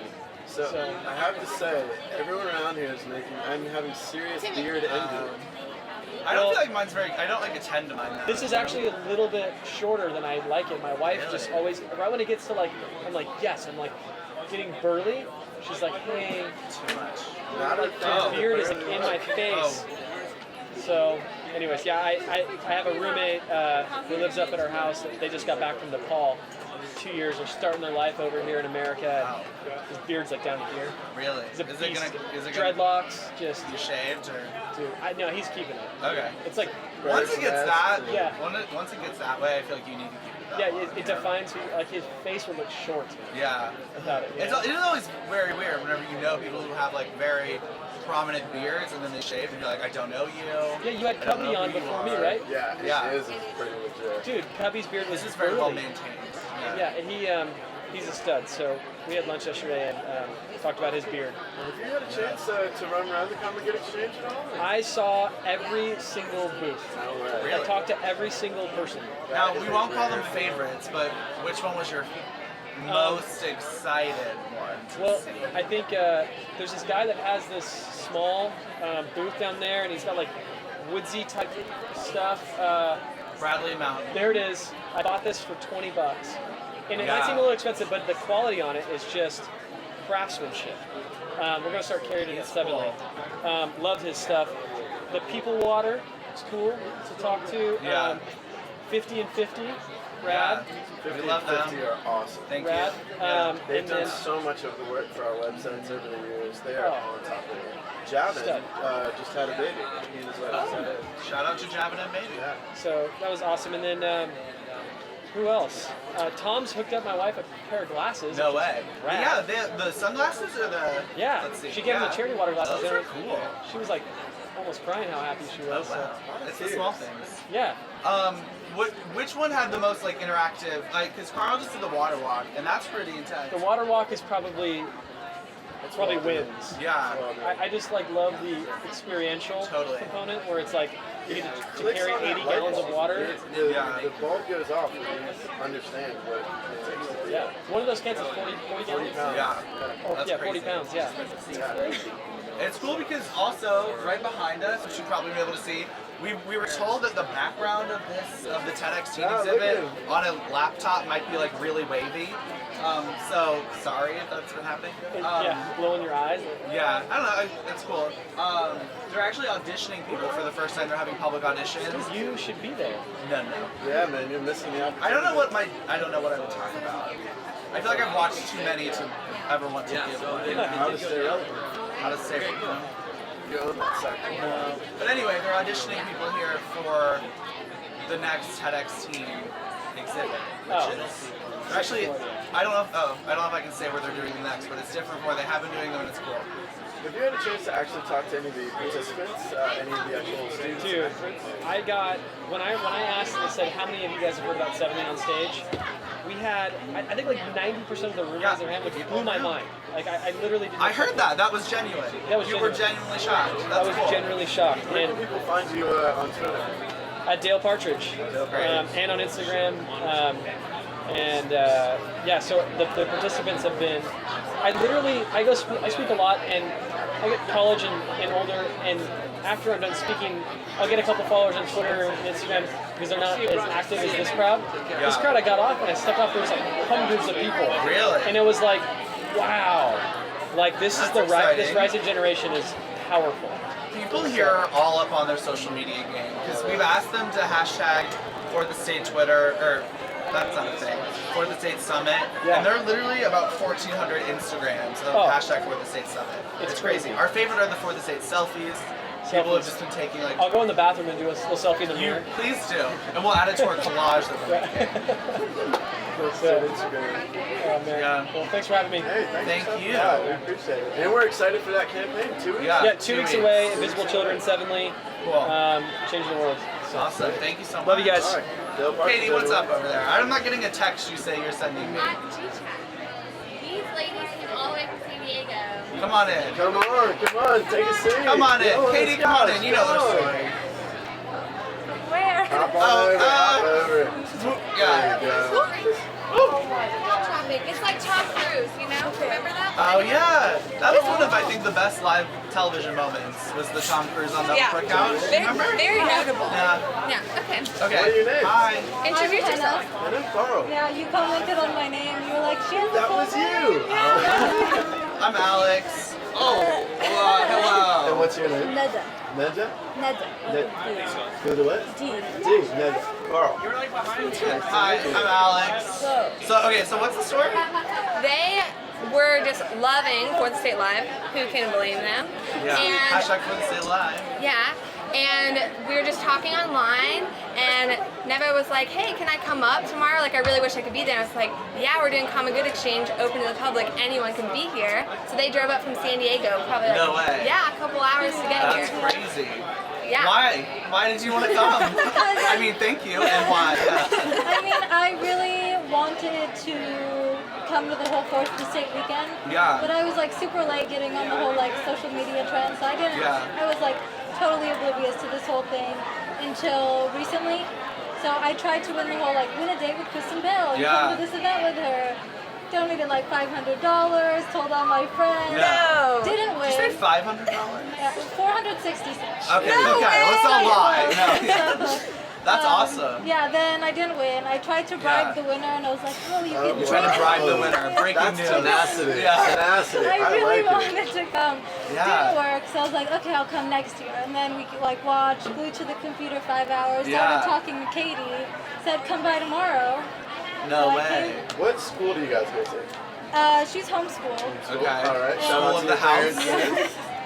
I go to Southern Oregon University. Okay. You got a gem Is that in Oregon, right? Yeah. Okay. I don't know. Some places they're like, I go to California College. It's Like Ohio. Kansas City, not in Kansas. Not in Kansas. But Yeah. lying. So what's been the That's favorite cool. thing you've watched and taken in? What was that one moment that really blew you away? Everything. I mean, just seeing so many people so inspired, like asking the same questions. Like a lot of people that I'm friends with are like pop culture, social media, like not really into one specific thing or like even a broad amount of things. But it's just seeing so many people inspired, like even pushes me to be more inspired, I guess. I don't know. And just to know like there are so many options and there are so many outlets to like give and do stuff.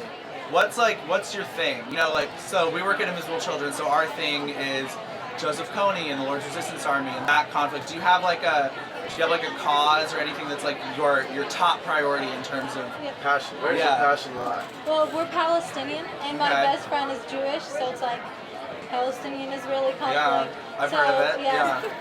It's like a new thing. Yeah, I don't know. Google it. So last summer we went to Israel for a couple of weeks and we did like peace mediation and like talks, and I speak Arabic, so I got to like sit with two people who don't speak the same language and like mediate conversations and translate, be like, oh, this is what they're saying. And it's like so crazy. People, like they have same opinions on so many things. It's just like the language barrier and just like hate being instilled in them at such young ages is like heartbreaking. So that's sort of like my number one right now. And I'm trying to learn Hebrew. It's not going very well. Got the Rosetta Stone. It's not helping very much. But That is so cool. Obviously, this is really cool. Yeah. We don't know either of those languages. I know a bit of Hebrew. Do you? Because I Mazel tov. I know Baruch atah Adonai, something Eloheinu. I played Jesus in a child's production of Godspell. Sorry. So that's how I know it. If Everyone's now laughing at me. we have a huge group of global people watching. If people from Palestine are watching, if people from Israel are watching. Could you say something to them? Like shalom, that's like I can read Hebrew like a little bit, but my speaking is pretty much non-existent, so I stick to the Arabic. Okay. Assalamu alaikum, كيفكم؟ إن شاء الله عملكم تحبوا البرنامج. No, what did you just say? Said hi, how are you? I hope you're enjoying the program. Oh wow, that's great. Have you met Miriam? She speaks Arabic. No, I haven't. No, she's around somewhere. Yeah. Right? Yeah, we'll introduce you to around. Miriam. That is so. Okay, so have you gotten the chance to like walk around and see? Yeah, we've been here since 4. We walked Okay. around, have like a bunch of Oh wow. cards. Did you get some stuff? Look at some of that stuff. Yeah. Took pictures, signed up for newsletters. That's cool. Got some What is that? Oh my gosh. I don't know how close Saving we can get on Innocence this. has a photo booth. Right over there. Right yes. over there. If we can get really close on these gems. Nice going. So we were just having an interesting conversation that we wanted to ask Dale about, but now he's off camera. But we were wondering, and like, because Nirvan was wondering, is it better to be involved in a lot of causes or commit yourself to just one? Yeah, I mean, I think it's like a personal thing about whether or not you focus on one or commit to many. I think, I was actually going to bring this up whenever Dale was here, I think it's so cool that they have the opportunity to work with so many different organizations, like, and so many different causes, because, I mean, I can speak personally to this sometimes, like at Invisible Children, this conflict has been going on for so long, the one that we deal with, and it becomes like a little, like, you get a little jaded because you, I don't know, real talk, you get jaded, you know? There's been so much progress, but it still continues, so I think it's a really like cool, beautiful thing that you do get to talk about a bunch of different topics. I don't know, I think it's, what are your thoughts now? I don't know, I feel like since I'm so young, I'm like getting all of these different causes thrown at me, which I don't mind at all, because I think it's so interesting. So I'm like, I cling to different ones, and I'm like, oh, I want to do this, and then I see another booth, I'm like, oh, maybe I should be involved in this. So I don't know, like, if it's more beneficial to put all my energy into one thing, or to like be spread apart a little. I'm not sure. Let us know in the chat what you think. Right? Hashtag 4th Estate Live. Let us know what you think. Speaking of Miriam. Oh, speaking of Miriam. What about me? You know Arabic, correct? Yeah, a little bit. We have some Arabic You should speakers up on the converse. couch. Oh, I don't like being put on the spot, guys. Oh, wow. Wow, diva. I do want to know also Do you too, know who I guys. am? What do you guys want to do in the future? What is like the goal? If you don't know, it's okay too. Don't feel pressure. She's 12. Yeah. No, she knows. Believe it or not, she's homeschooled because she plays tennis. She plays like 6 hours a day, 6 days a week. No way. So I mean, like, you might be with the future Wimbledon champion. I feel confident the in that. rankings. Are you like a 3? There's like 3 through 5. Is that right? It's like not in like the junior girls. She's just good.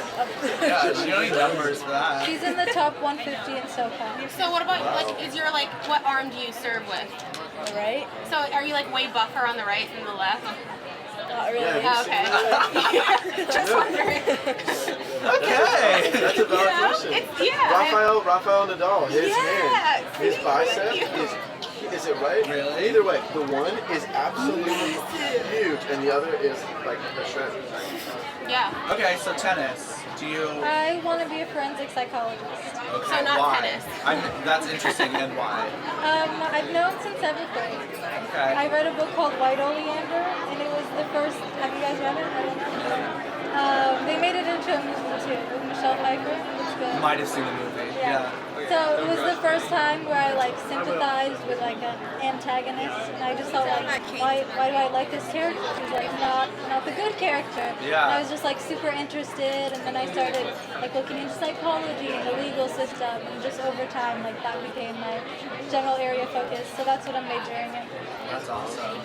That is so cool. Thank you all so much for driving up here. Honestly. Thank you so much for Make sure coming Katie on here. keeps your information. Yeah. We got your. Okay, cool. We have your handles, so Let's talk we're later. connected. That is so awesome. Thank you all so much. Awesome. Yeah. We've got Caine queued up. Yeah. Come on in, Miriam.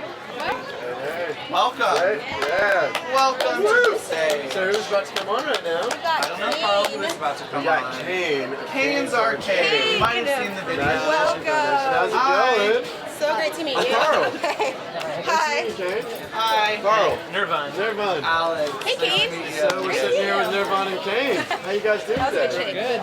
Yeah, you guys have a booth, right? Yeah, we have a booth for Caine's Arcade and then the Imagination Foundation. Awesome. So for you guys at home who don't know, if you haven't seen the video of Caine's Arcade, first off, where have you been? Come on. Honestly, Where it's have you been? 2013, people. What, I'm sure you get asked this all the time, what sparked the idea to make it? I just wanted to own an arcade. Yeah. So did you That's just great. have a lot of stuff lying around? Did you have to go out and find a lot of these parts and bells and whistles? Or? No, my dad just had a lot of boxes that is other parts. I can remember being really little and the boxes that the refrigerator would come in, massive. I would sit in that box for hours, man. You should see, Caine made a game out of a refrigerator box called the Ticket Grab that actually made a separate video about. You can find on YouTube, it's called Ticket Grab. It's pretty awesome. What is the name of your channel? Do you guys have, what's the easiest way for people to find out? You know, Caine'sArcade.com has the part 1 and part 2 video. I think I put it on my channel, which is just YouTube/Nirvan. Cool. So yeah, but Caine, you won that basketball hoop, right? At Shakey's Pizza? Yeah. So there's this arcade at this pizza store that he goes to, or pizza restaurant that he goes to, and he won this little basketball hoop, Shakey's Pizza. And then he took that back and he started building a basketball game with that. That's kind of how he started. But when I found him, he built like an office, prizes, displays, That's security so cool. system. So a lot of people would actually come to the arcade, right? Yeah. And Buy fun packs. just from all over. Is the arcade set up today? Or? It's here. It's here. People are playing right now. Is there a massive crowd around it? It's been a pretty I'm sure steady. everyone here's watched it. Yeah, there's been a pretty steady crowd of folks. I don't know where is it. It's on like the other. It's on the other corner. Yeah. You guys got a remote unit? I don't know. We do not have a stand. Sorry. But thanks for asking. Welcome to the live stream. So Imagination Foundation, what is the story behind that? Well, if you guys have seen the film, or if you haven't seen the film, Caine's Arcade is in his dad's used auto parts store. It's in this kind of industrial part of East LA called Boyle Heights, where you can go and there's like junkyards and you can get cheap parts there. And I drive a '96 Corolla, had a broken door handle, so I just went there randomly to buy a door handle for my car. And when I went in, I met Caine, and he'd kind of taken over half of his dad's store with his arcade. And he asked me if I wanted to play, and he sold me a fun pass. So for $1, you get 4 turns. But for $2, you could get a fun pass, and you get 500 turns.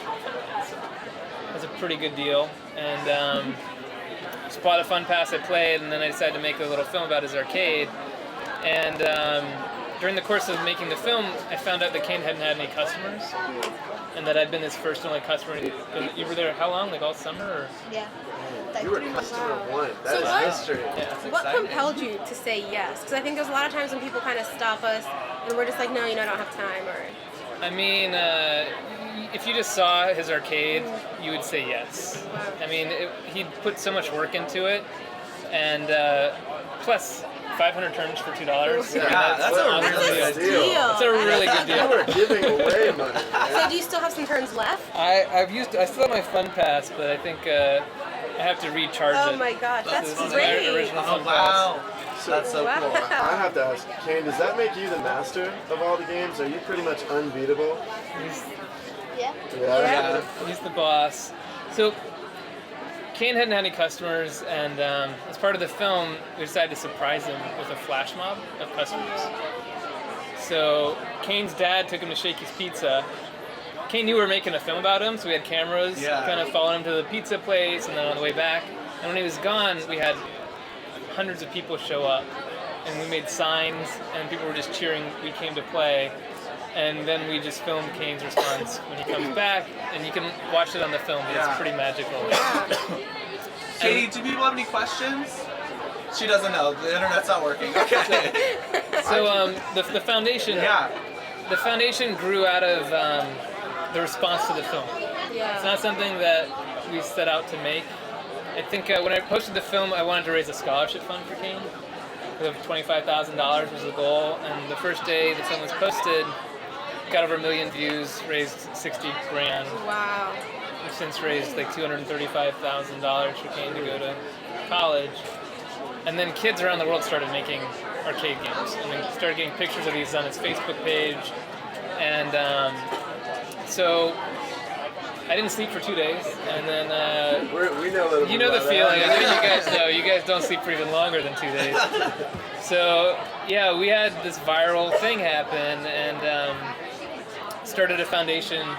Well, had the idea to start a foundation 2 days after the film came out, and then got a grant to get started 5 days after the film came out. Isn't that wild? It's like lightning in a bottle. It was like lightning in a bottle. Where can people go if they do want to help out with that? Well, you can go to the Imagination Foundation's website, which is imagination.is, and we do a global cardboard challenge, which recreates the experience of Caine's Arcade for kids all over the world. So this year, our goal is to engage 1 million kids in 70 countries and create a play. Wow. And how's that going? It's good. We have over 100,000 kids pre-registered Okay. in 32 countries. You can see a list of countries we have, and then you can be an Imagination ambassador and help spread the word to countries we don't have. If you get like 10 people to organize events in 10 different cities, we'll send you this little cardboard Imagination ambassador badge. Is there an age limit? No age limit.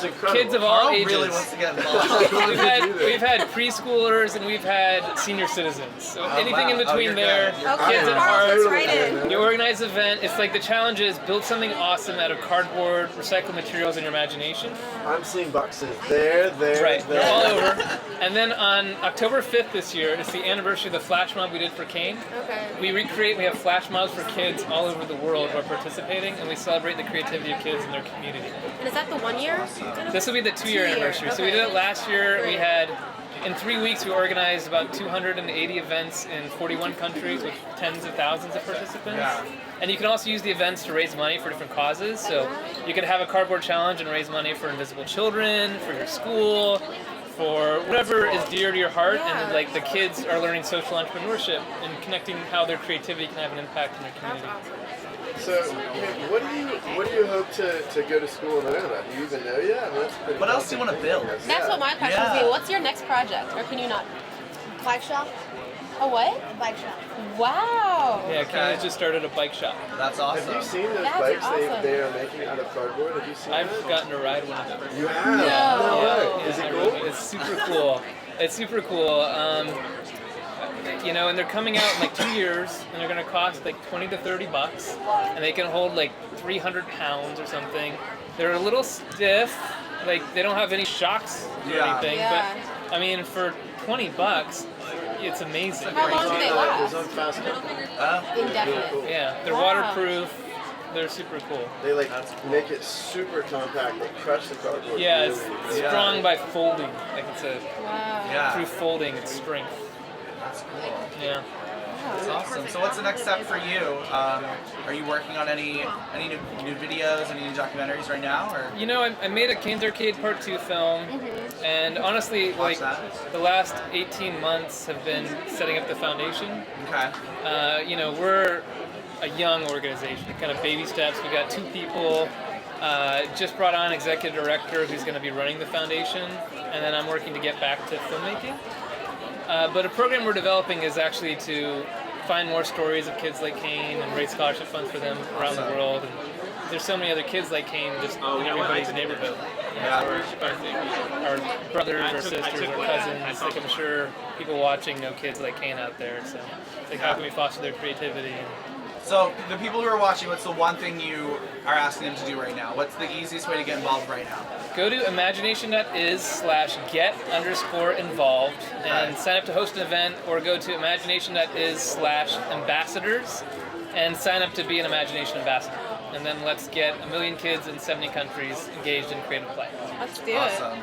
That's so cool. Yeah, find us on Facebook at Caine's Arcade, at Imagination. Twitter gave us at Imagination. I saw that the other day. That's crazy. Pretty sweet. That's big. Yeah, it's very nice of them, and we've been getting a lot of support, but we're going to need it to foster creativity in kids everywhere. So. Sweet. Thank you all And so much. check out Caine's Bike Shop too. Yeah. I'm waiting. Yeah. All right, I'm you'll be ready for seeing me soon signing up on that thing. Awesome. I want you to know. Nice to meet you guys. This is Thank you all so awesome. much. Yeah, I was watching on the live stream, so this is really amazing. I saw what you guys were doing yesterday. Oh, Keep thank it up, you guys. for watching. No, Thanks I mean, for coming on. Amy and Kathy, Eldon, I mean, we're with Creative Visions Foundation. Right. They're Yeah. sponsoring us. Totally. They are Dan Eldon's a huge inspiration as well. And I don't know, it's nice that this community that's forming. It's really Our great. supporters were honestly the most excited to have you all here. So it's huge Well, that you I are was here. at the original, was it the night commute? Yeah, I slept night out. commute. I slept out in No Santa way. Monica at City Hall back in That's the day, crazy. and I've been inspired by what you guys are doing ever since. And yeah, there's so many stories out there, and you never know when they're gonna stumble onto you and what their impact's gonna be. So. I think that's been really weird and amazing for me this weekend is how like everyone's very intertwined somehow. Yeah. I think it's been really cool. Every speech compliments another. Every booth that I hear. Well, and Caine's Arcade came out like a month, I think, after Coney, and in a way, Coney kind of gave me the confidence to not cut it down shorter. Because people are like, hey, if you want this to be viral, you got to cut it down to 5 or 7 minutes. You got to lose the calculator scene. All these things that I loved in the film, and I was like, you know what? I think people are just looking for good stories. Totally. And you just let your story be the length it needs to be, and don't worry about views. And then people will come to it if they respond. It totally relates to what Dan Pilato was saying in his talk earlier about people are kind of tired of being asked to do the bare minimum. Like they want to be invested in things. And I don't know, it just kind of ties in. What's wild, the average viral video is about 3 minutes long, 3 minutes and 30 seconds. So it shows when you do something really cool. Yeah, your guys is with just under 30 minutes. How did that happen? That's a separate conversation. Mine was 11 minutes. Yeah. You know, it's like people's attention spans, I think, they're craving kind of like more. People want substance. Yeah. Thank you for not cutting it down. Yeah, no, I'm so glad I did. Theater was one of my favorites. Mine too, and I was like, one day a kid is gonna like learn math from this scene. Yeah. And Caine invented this, and I just wanted the film to It's so celebrate like Listen, this. I'm terrible at math. Had you made that video 10 years earlier, I may be in a whole other financial situation. If you guys don't know what the calculator scene is, like it has to do with this. Do you want to explain the security code on the back of the fun pass? All you do is just get the 453, then you put 453, then you press the stereo button, then this whole thing comes out. So Caine has calculators, but when you were 9, it was like 2 years ago, when you were explaining it to me, like you put the big number in and then you hit the check mark button. Because you didn't know what the square root was, right? And now you've since learned kind of what that button is. Wow. Oh my gosh. And I was just like blown away. And then, wait, so was this like for encryption. security? Yeah. That was to make sure that. Make sure it's a real fun pass. Wow. So That's pretty awesome. I elaborate. know that Jason and Jed watch your video and Oh my like God. repeatedly and are very inspired by your work as well. So know that it's like a very like reciprocal Yeah. appreciation. Oh, that you cool. all have. We had this page set up for all 4th Estate attendees, and it was like a homework assignments page. And there was like required viewing, required readings, and that was one of the first videos that Jason and Jed were like, you have to get Caine's Arcade on there, and part 2 on there. So everyone here should have watched both parts. You know, when we were doing our kind of vision work for what the Imagination Foundation is going to be, we made a list of aspirational organizations. Invisible Children was one of them, and we actually talked with some people on your staff in terms of advice, you know, like people who've been there, like how you get through this, and where to focus on, how to really build a movement, some of the tips, and like the nitty gritty, like web platform and database management, and like, because you get 10,000 emails and like you're one person, you can't deal with it, like, you know, and I know you guys have been hit over the head with one time with that kind of thing. Yeah. But it's cool that people are working together and finding strength in numbers. The thing that struck me is with how elaborate he made it became, especially, you know, going over that security code, just how far down that rabbit hole this goes. It's a really intricate live arcade. Yeah. That's really well done. It's full on. It's full on. So, yeah, thanks for having us. Yeah, thank you so much for joining us. I'm at Nirvan on Twitter too. If you guys want to stay in touch, be happy to answer any questions you guys have too. Yeah. Sweet. Thank Awesome. you all so Thank much. you so thanks, much. Yay. This is great. You should go. Can we, this is probably a large request. Do we have a long enough cable or mobile camera to go to Carl at the arcade? It might be. You can say no. I don't know. Yeah, thanks so much. That's okay. We'll just... I just saw Adam Fink walk by, and he was totally checking out our It's the live other, stream. it's the far corner Yeah. of the event. We're finding out. We might try and go get you Timmy, guys a come on. live shot of that arcade. Welcome, Timmy Harris.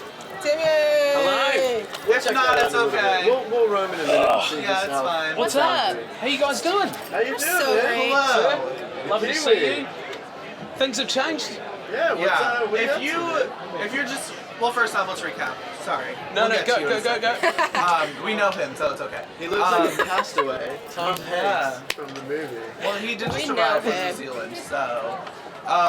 So we're live at For the State Leadership Summit. This is the Common Good Exchange. There are over 60 great socially conscious brands, nonprofits who are here working. This is mainly a youth conference, and the people who are attending this summit really want to be equipped with the skills and the platforms and the knowledge to kind of go and make a long-lasting impact. And all of these people do that. This has been crazy being able to talk to so many amazing people. If you go to our website, invisiblechildren.com, you can look to see all the partners who are here with us today. And it's we read the list out earlier, and I didn't know it was going to take like 30 minutes to read them out because there's so many people. So many. And there are like people who were added like yesterday, so it's crazy. We're here. We have our little stage. We're going to have interviews coming up with someone from TedxTeen and the We Are Family Foundation. We have an interview coming up with someone for Teach for America. We have Adam Braun. We're going to be interviewing him later. And then we have the man behind Riot News. We're also going to be... We're gonna go film some stuff. We'll be right Oh, back. great. It's gonna stay on you guys. We're gonna film it and put it on there. So we'll be right back. Great. Oh, okay. Great. Oh, Anyway. man. Okay, so this is Timmy Harris. I'm gonna replace If Carl. you're recently tuning into, sorry Angela, I can't answer your call. If you're a recent Invisible Children supporter, you might not know who Timmy Harris is. If you've been a supporter of Invisible Children since, when did the event happen? Fall 2011, so like end of Frontline tour, if you guys remember that. Yeah. So it's actually, it works out well because that was for a fundraising campaign. We're about to launch into another campaign called Zero LRA. Did you get to see much about it today? I haven't seen a hell of a lot about it right now. I have heard a little bit through the grapevine about Zero LRA and what's happening, and it's pretty exciting, isn't it? I think the coolest thing for me is that, so essentially Zero LRA, we're launching this campaign. Our Invisible Children exists to bring a permanent end to the violence of Joseph Caine and his group, the Lord's Resistance Army. We've been working over a decade now to see this end. There's been incredible progress made. The support around the world is amazing, yet this is still happening. And the crazy part for me is that we now know the numbers of people who are left. So I'm reading this from our website. It says Joseph Kony's rebel army is holding 140 women and 72 children hostage in Central Africa. Shoot.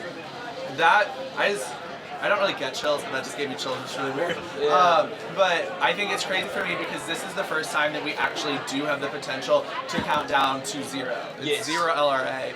It's 0 people kidnapped.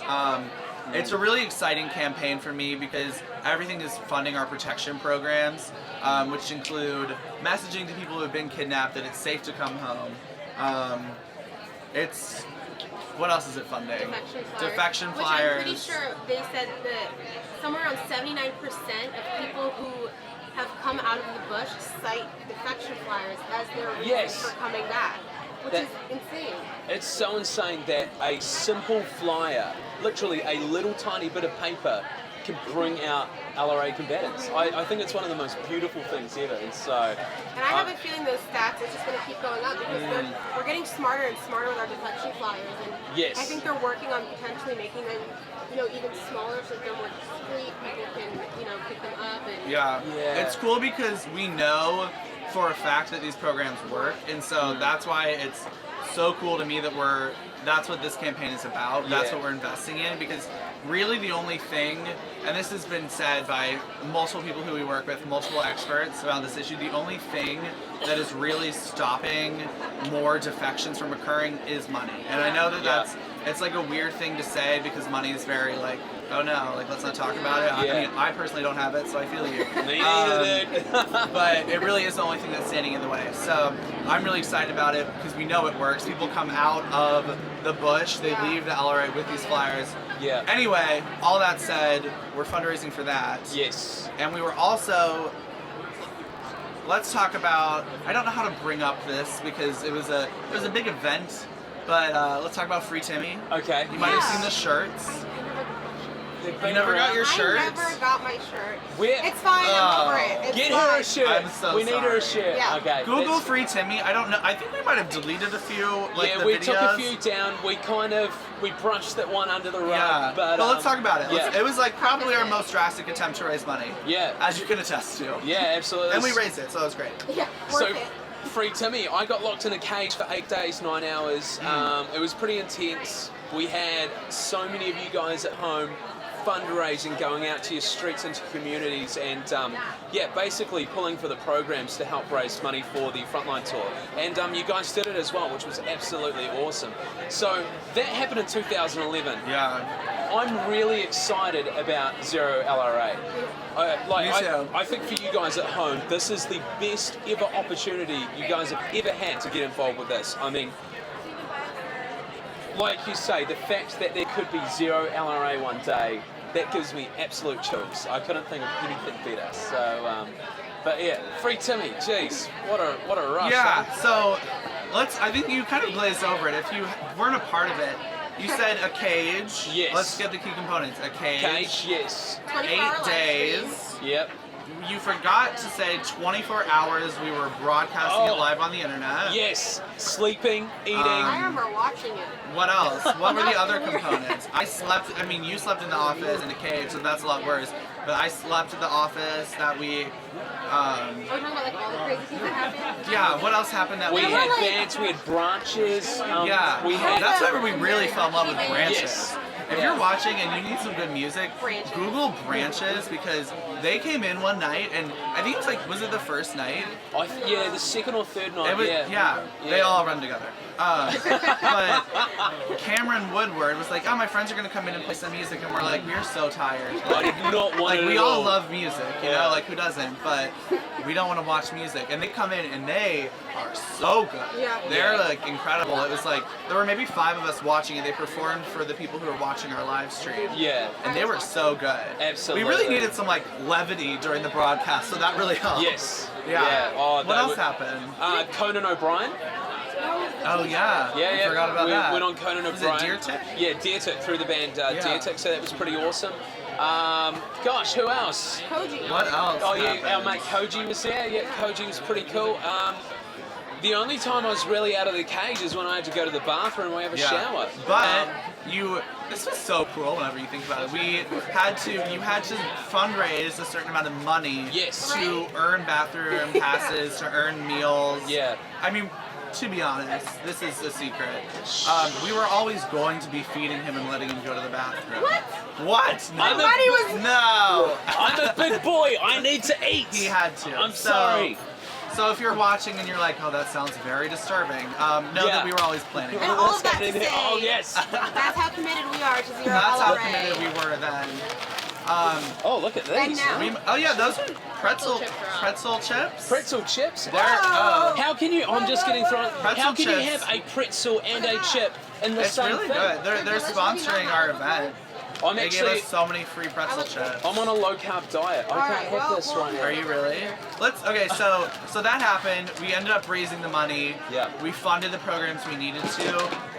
Where have you been since? Where are they now? Timmy Right, Harris. so since then I took off to Uganda. I was there for 10 days, 14 days. It Yeah. was pretty I cool. forgot that because before we got in the cage, you're like, okay, Timmy, if you decide to get in this cage, we'll send you to Uganda. We only felt it was nice. Yeah, so it was wicked.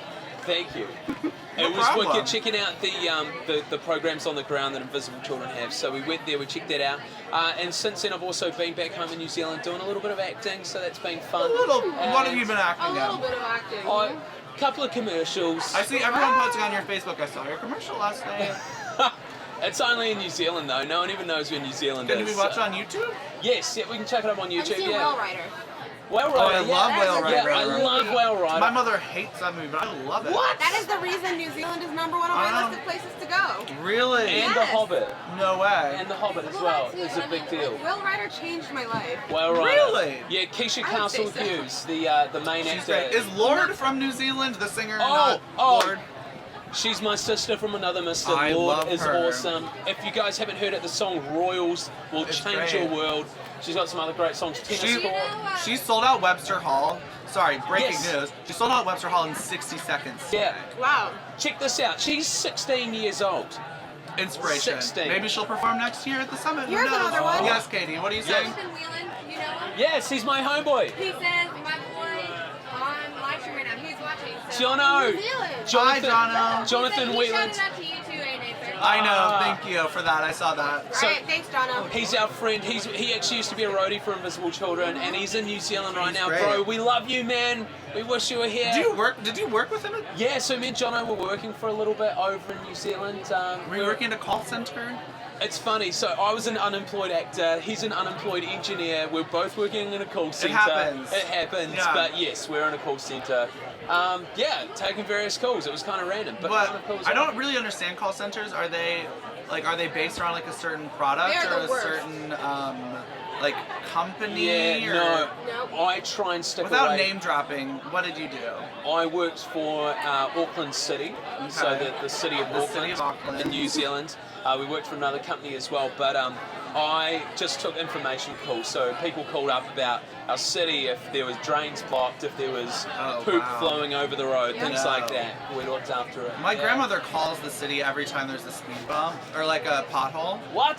That's Is good, that though. like? Would you answer Yeah, that call? yeah, that's right. Okay. Because potholes are really dangerous. They Yeah. really are, especially for elderly drivers. Yes. I once had a stint Someone in a needs call to do center as something well. about it. How'd it go? Tell me about your No. experience. It was the absolute worst experience of my life. Why? It just, I mean, people call you with their At a problems. call center?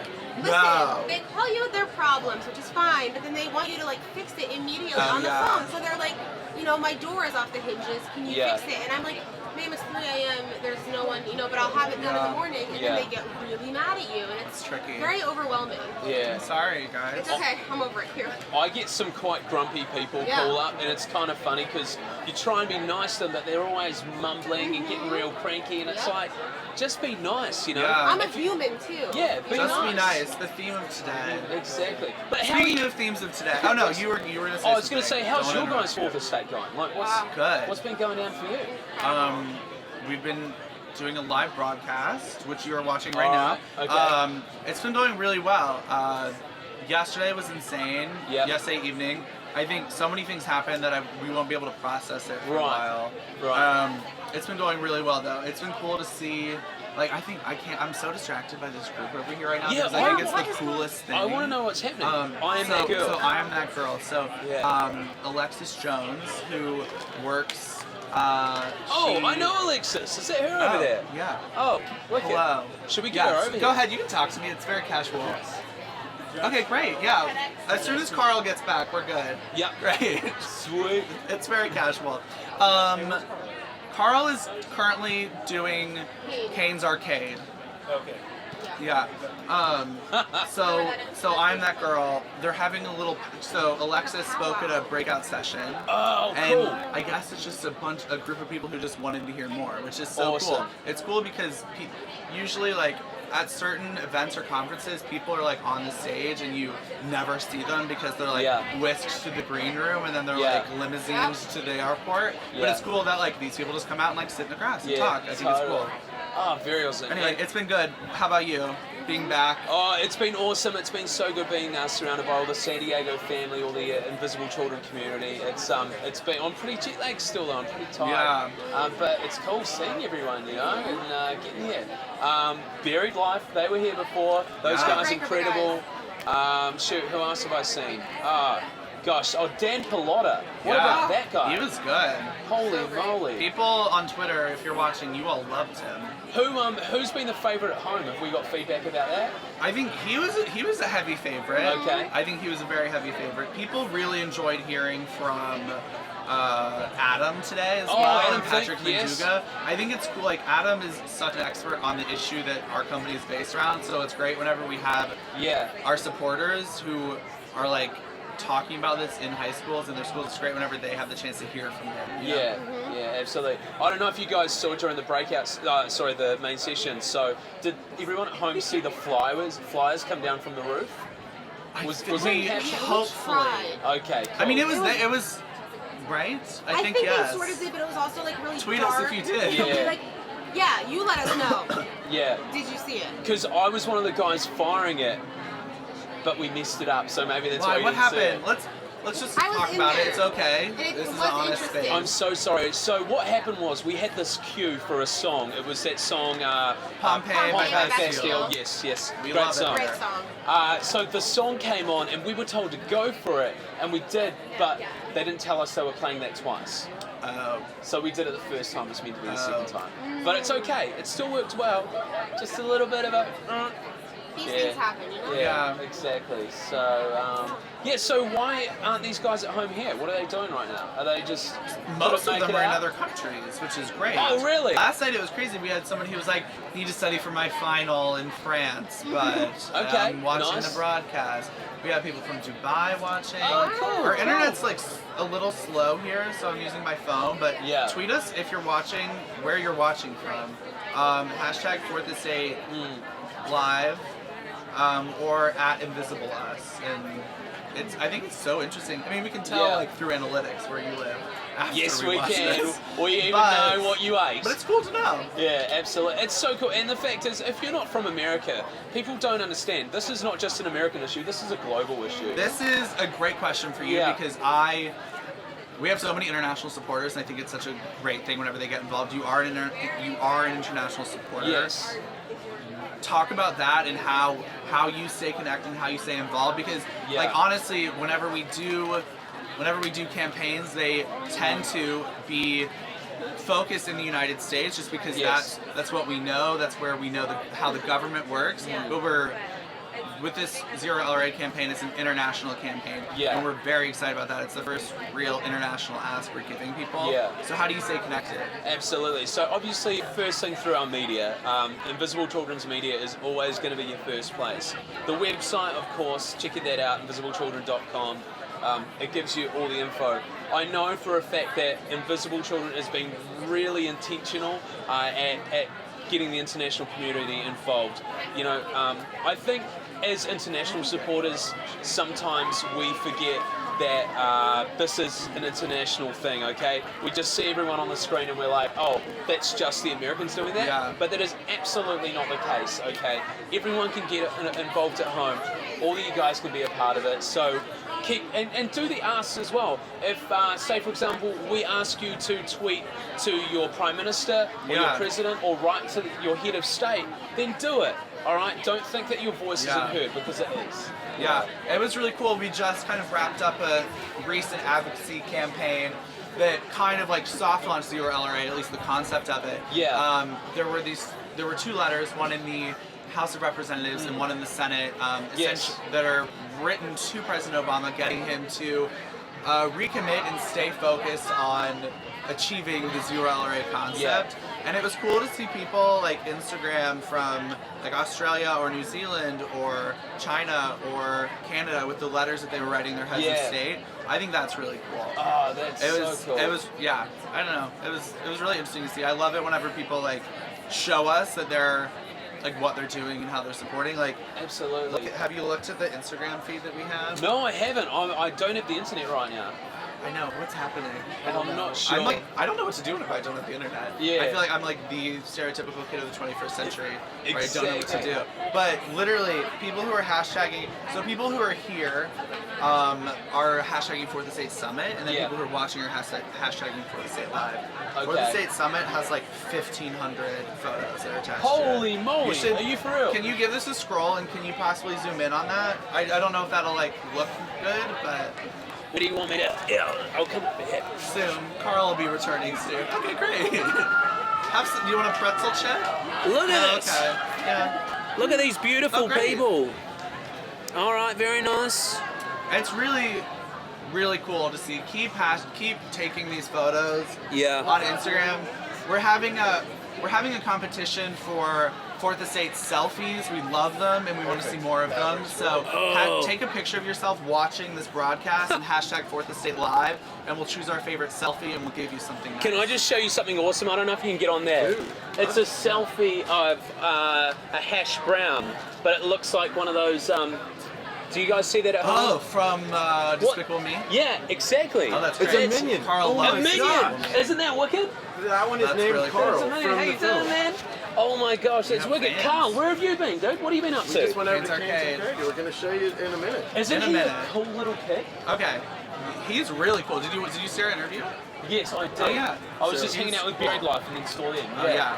Okay, Sweet speaking as. of interviews, I'm I'm not gonna good at get out of transition, here. so I don't know. Sir, good man. seeing you. See you Sir, soon. lovely Bye, seeing you as well. thank you. See you kids later. Bye. Drum roll, Okay, please. now you may come in. Yay! Woo! She's been very patient The most as patient. we wait. We are welcoming Jess from TedxTeen We Are Family Foundation. Welcome. How you doing? I'm good. How are you? How's the day We're so far? good. It's awesome. It's like the most incredible energy here, and Really? just like beautiful and inspiring. We want you to know, you guys have prime real estate You this really do. entire time.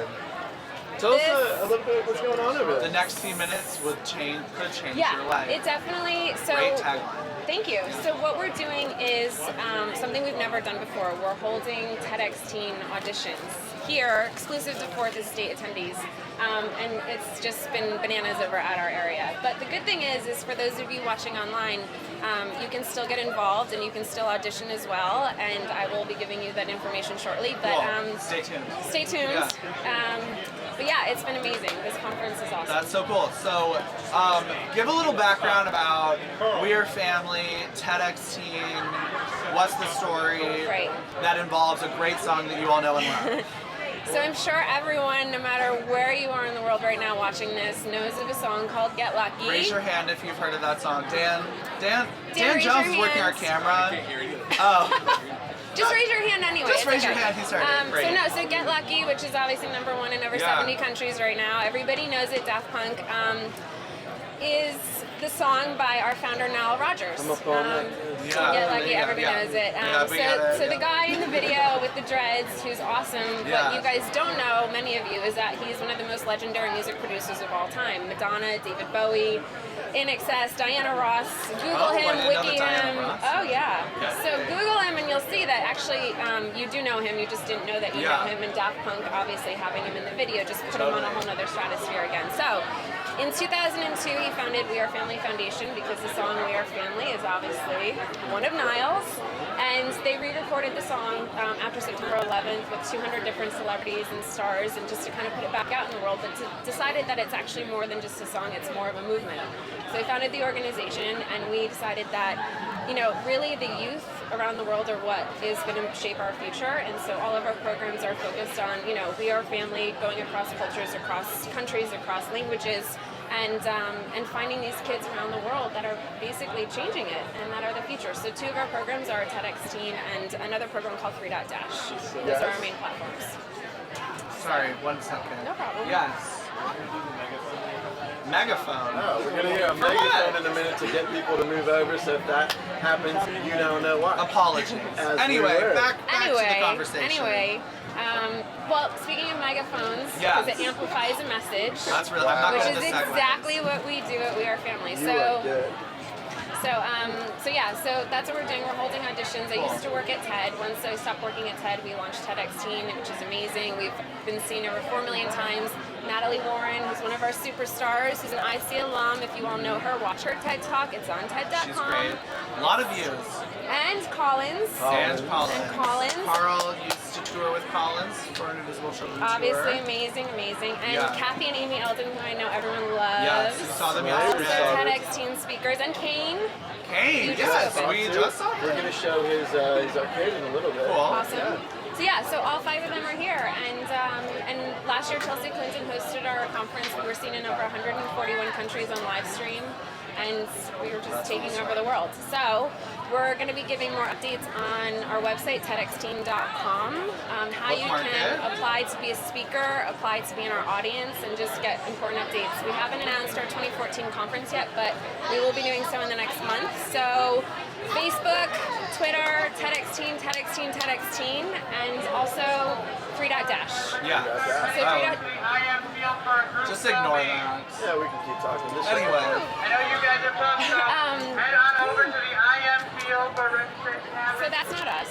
We're not we'll doing be that. here. Stay here, guys. Yeah. So 3.dash is 12 to 19-year-olds that have found a solution to a basic human need, and we basically select them, bring them to New York for Just Be Summit, and teach them how to amplify their message.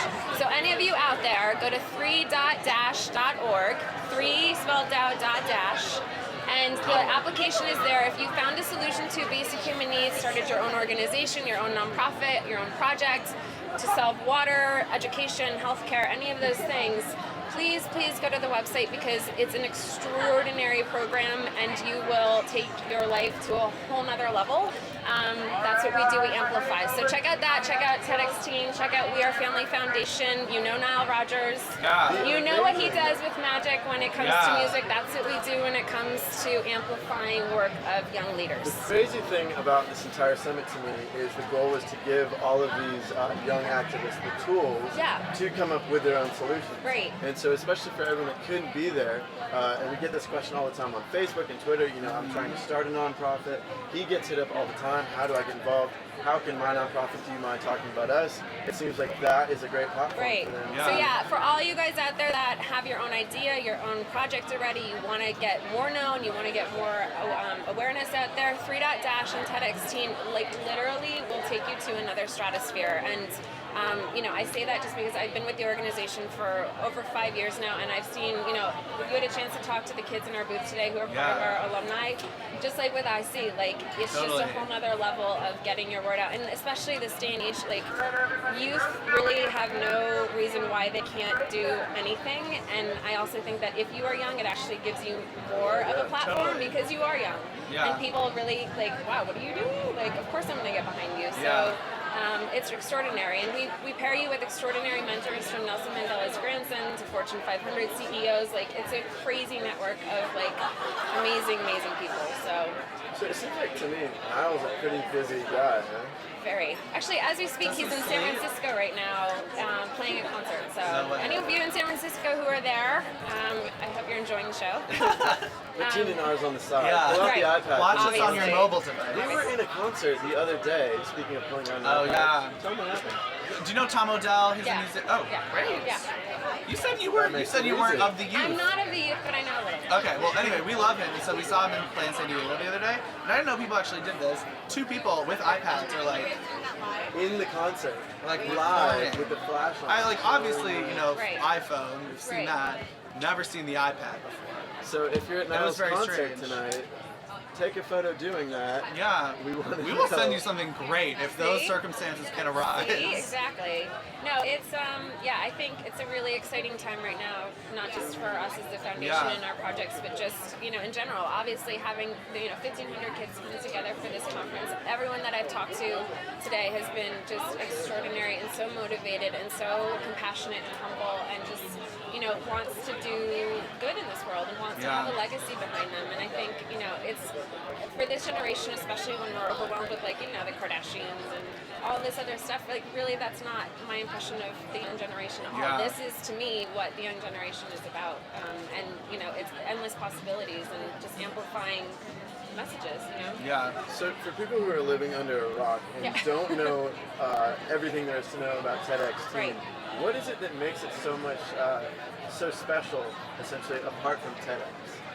So, to me, TedxTeen is extraordinary because we are focused on the younger generation, on the millennials. It's the millennials on stage talking to the millennials in the audience. I mean, obviously we have adults who are obsessed with us as well too, but it's really this like, you know, a lot of conferences are for youth, but it's all adult speakers. Yeah. And, you know, that's great. You know, I think it's relevant, but certainly for us, we want to tell the world on this extraordinary platform that TED has created that, you know, it's not just the older generation, it's actually the youth that you should be listening to. And you know, TED is an extraordinary platform that has given that power to amplify ideas. And so for us, you know, just the fact that we've only been around for 4 years, have over 4 million views, you know, Chelsea Clinton's hosting our conference, she's extraordinary. That's great. And 141 countries from all over the world are tuning in. I mean, it's crazy. That's really cool. So all of you guys out there, I hope you go to TedxTeen.com, and about the next month, we'll announce the next conference, and we'd love to have you in our audience, because our audience is just as important as our speakers. Yeah, I went and saw TEDxTeen in New York at the last conference whenever Natalie gave her second speech. And I can definitely attest the energy in that room is so cool. It's crazy. And it's very, I know, it really does define like what we want this millennial generation to be. Right. So you should, if you're interested in Invisible Children, you were interested in what she's talking about. So what's the website to go to? So TedxTeen.com is one website. Cool. 3.dash.org is another one, and weareFamilyFoundation.org is our third one. Bookmark them all Just and across the save them in a board. folder. And So my thought too, I think a lot of people who maybe a little bit older, you know, the cool thing that I find, especially about some of these talks like Tabby, who showed me a little bit of hers. Tabby, I loved. I'm sitting there watching people who are way younger than me and not feeling like bummed out about it, like, oh, I wish I was smarter now. It's pretty motivational to shoot if she's doing it. Why not that? Right, and that's just the thing, like I always say, our audience is just as important as our speakers, because the connections that are made at TEDxTeen and also online in our conversations on the website and Twitter and Facebook, I mean, there's extraordinary things that I've seen happen all around the world because of our talks that have you know, sparked up conversations and made people work together, and that's what it's all about. You know, our world is not as big as it used to be. We're all connected with these resources and ideas, and you know, it's really powerful. It sounds like a really exciting time for you all, which is really awesome. It is. Genuinely, yeah. It is. It's fun, you know. I mean, we're obviously, our whole organization is based around music and bringing that whole camaraderie together, and you know, there are really You are speaking his language. I like music, yeah. So, yeah. That's awesome. Thank you for everything. Thank you for coming on. on. Good luck at the show tonight. You had better have bookmarked all of those pages. Yeah. I should just hold up a whiteboard. You can come back with one. You're right there. You know, zoom in on our backdrop right there, because you really can't miss it. It's pretty in your face. It's right there. But people, to recap, people are going to be, if you're watching at home, people are going to be able to try out online soon. Within the month, go to TEDxTeen.com, check back on our Facebook page for updates when our speaker applications launch, and you'll be able to apply online for the audience or to be a speaker. And I read every application very carefully, so please, please. And I look forward to hearing from you guys. Yeah. Thank you so much. She'll be right back there. Yeah, I'll be right there if you want to come see me. Great, thank you. Thank you so much. Take care. Yay. Oh, and the next S is directly. Hi. This is first aid, right? Is this the first aid booth? This is it. Get hydrated, man. You guys, I've been exhausted all day long. Why? Man? Just walking around. Do you guys have like any more hydration packets? They said they'd be over. Direct IVs. We're bringing IVs. You guys we have hydration stations. So I just got this water. Thank you so much. There you go. There you go. You don't mind if I just sit and read for a little bit? No, definitely. Go ahead. All right. Thanks so much. Yeah, no worries. You guys have the best shade in town. Thank you. Thanks. What are you reading there? Good magazine. Okay. Yeah, I got it down the right. So it's pretty cool. Thank you so much. Yeah, no problem. Yeah, this is great. It's really nice to be able to relax, you know? All the other booths want to talk to you about stuff. No, definitely not. Are you with a booth here? No. No, just hanging out. Yeah. I got some free stuff, and you know, I just. I'm confused as to what's happening right now. No, Chris Carver told me to walk over. Okay, great. You can't throw us off. Who are you? My name's Jamie Roach. I worked with the organization for a few years. No way. Back in the day. What are you yeah. doing now, Jamie? You have fans. I got a shout out. Man. I haven't had a shout out. Don't play me, Chris. Okay. You're lucky we haven't hooked him up to an IV yet. Welcome. Thank you. What are you doing now? I'm acting in New York. No way. Yeah. So you know Chris Carver pretty well, right? I know him a bit. Yeah. Should we get Chris on? I feel like we should. So before we get Chris on, let's dish some dirt on Chris. Oh, as he runs away. Coward. He's smart. Chris Carver's our COO. He's great. Yeah. Anyway. Yeah. He actually didn't work there during the time that I did. But Okay. I've known him afterwards. Yeah. So what do you think of the setup so far? It's very fancy. It's very fancy. It's I expected it to be a little bit more tacky, and they made it really classy. Cheers. Yeah. when I worked at IC, everything we did was a little bit more duct taped. Yeah. And I mean, we still do. Let's not. It's just hidden better these days. We haven't forgotten where we've come from. Oh, you know? good. Yeah. Good, yeah. We still do the group filming though. As it's happened. Did you back in the day? Did you all do the? Yeah. So when did you work at Invisible Children? So I worked with them starting in 2006. Oh wow. And I went on the road as a roadie, and we had the Displace Me event in 2007. And I was in DC, and we did do the peace sign going up, which was Do you think we're gonna do it here today? The people are asking. Twitter's blowing up. People love Are we the going to make a peace. peace sign? I don't know. You gotta love the peace. Yeah. It's never We gonna probably change. will. I think breaking news, for the first time we're gonna make the Liberty Triangle with humans, which will be interesting. Wow. I don't know how we haven't done that before, but yeah. Trademarked. The Liberty Triangle is trademarked now. Really? Yeah. That's fantastic. We have a legal team now. It's crazy. Yeah. So what's the It's plug very for working advanced. at Invisible Children, especially with having our HR right over there? Yeah, within ear. They were watching you very closely. I Tiffany know. was. She put sunglasses She on. eating so she- pizza? What's up? Is she eating pizza? She is. Yeah, it looks healthy though. There's something. Okay, thank God. I was concerned. Vegetable on Okay, You top. guys have the health blog Yeah. as well. So. TiffanyNaturally.blogspot.com? I don't know. I eat really poorly. Wow. I know. HR finds out. Okay, anyway, back to working at Invisible Children. Working at Invisible Children was the best thing that I've ever done, and it's prepared me for anything else I've done since.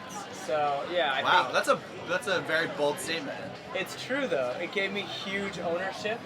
Prior to that, I had never had the experience of creating something and seeing it completed and then seeing the aftermath of that. InvisibleChildren.com/jobs if that reached you. Yeah. I started as an intern. I worked with Invisible Children in Uganda and then again in Australia and New Zealand. And each point along the way, I felt like I grew hugely. So. You're actually filming in that helicopter. No way. Are you well, really? 'cause- no, I mean, at one point people were talking about it. But I don't know. Jason Russell, you watching him, you know you love him. He really likes grand. Obviously, Invisible Children is based around a very grand dream. It is, And yeah. that translates to day-to-day asks. Yeah. So whenever we were talking about filming, he was like, we should get a helicopter to film aerial shots. Yeah. Everyone was like, yes.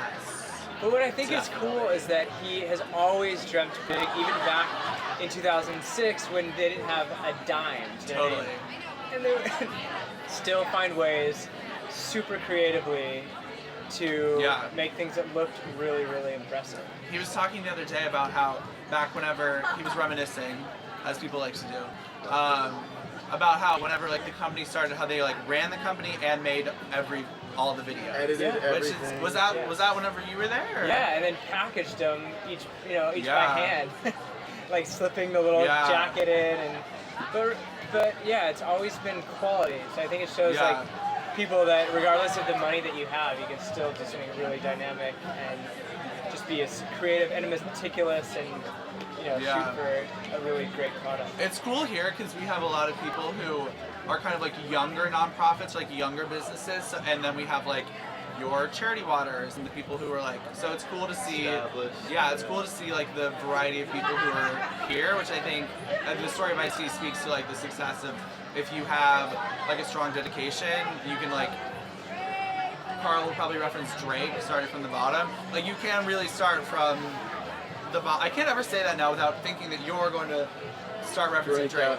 But I think it's cool. So, did you get to see like everyone here, or all the booths? All the booths? Or, yeah. I saw this half of them. Yeah. Okay. They were, yeah, and like you said, there's stuff from that started within last year too. Yeah. Since leaving Invisible Children, have you taken on any new causes, or obviously we focus so much on ending the LRA violence, and that is our focal point, and we are committed to seeing it end that. Yeah. Do you guys, have you, since transitioning, have you taken on something new? Or? Yeah, I've worked with youth in New York City, which has been really cool, and introduced them to Invisible Children. So I think that's been fun. Yeah. I think I've always believed that working locally and then working internationally is the way to go in this 21st century where we're so exposed to both. And so, yeah, that's pretty Filming in 5 minutes. That's crazy. I think there's Bryn. Is he about to come on? Or? I don't know. Is he? Yeah. Is he Toss here? him over. Yeah. Great to meet you guys. You too, thank you. You can tell Chris that he did not phase us. Yeah, you seem pretty cool, calm and collected. Thank you. Try to. Come on. Hello. Taking pictures. Yes. Welcome. What do I have to do? Go to this other side? You can do whatever you want, really. All right. Hi. Oh. Hi, I'm Alex. Hey, Alex, how are you? Nice to meet you. Great to meet you too. Thank you for having me. Welcome. Wow, I'm glad to be here. State your name, please, sir, for the audience. Bryn Mooser, Yes. co-founder of RYOT.org. I'll just put a little sticker right there. And happy to be here. We did a little panel today called the Future of Business. Yes. Don't be evil. I heard a lot of very good things about it. Can you recap for the people who didn't get to go what it was about? Sure. I mean, it's kind of in the title, but yeah. I mean, I'll give the short one. RYOT.org, RYOT.org is the first news site that connects every single news story to an action, right? Cool. And that's really a way to engage young people and to read the news and see what's going on in the world, and not feel depressed by it, but to feel activated and empowered. But we're a business too, and so a lot of that talk was about how do you be a responsible person in business, how do you do good in business, without how do you do good in life, not just working in a nonprofit. So is there a way to do that? How do you? Can you answer that for us? Sure. Yeah, that's a good great question. While we have you, well, I was lucky enough to be joined by Warby Parker and Tumblr and Red, who are all three companies that I really respect a lot. And I mean, for us, it's like we really believe firmly in this really holistic approach to business. So this idea of CSR, or corporate social responsibility, where maybe you're a company but you do something good on the side. We really work hard to make sure that those companies are doing good in everything that they do. So I think that there's an idea that there's something called, what I call cause washing, which is like a lot of companies say they're doing good, but in fact, are finding themselves maybe not doing so good, maybe not producing the best garments here, or not doing good labor practices, or polluting our waters, but then they're digging wells on the side. Yeah. So we try to keep businesses honest about that and report on RYOT about what people are.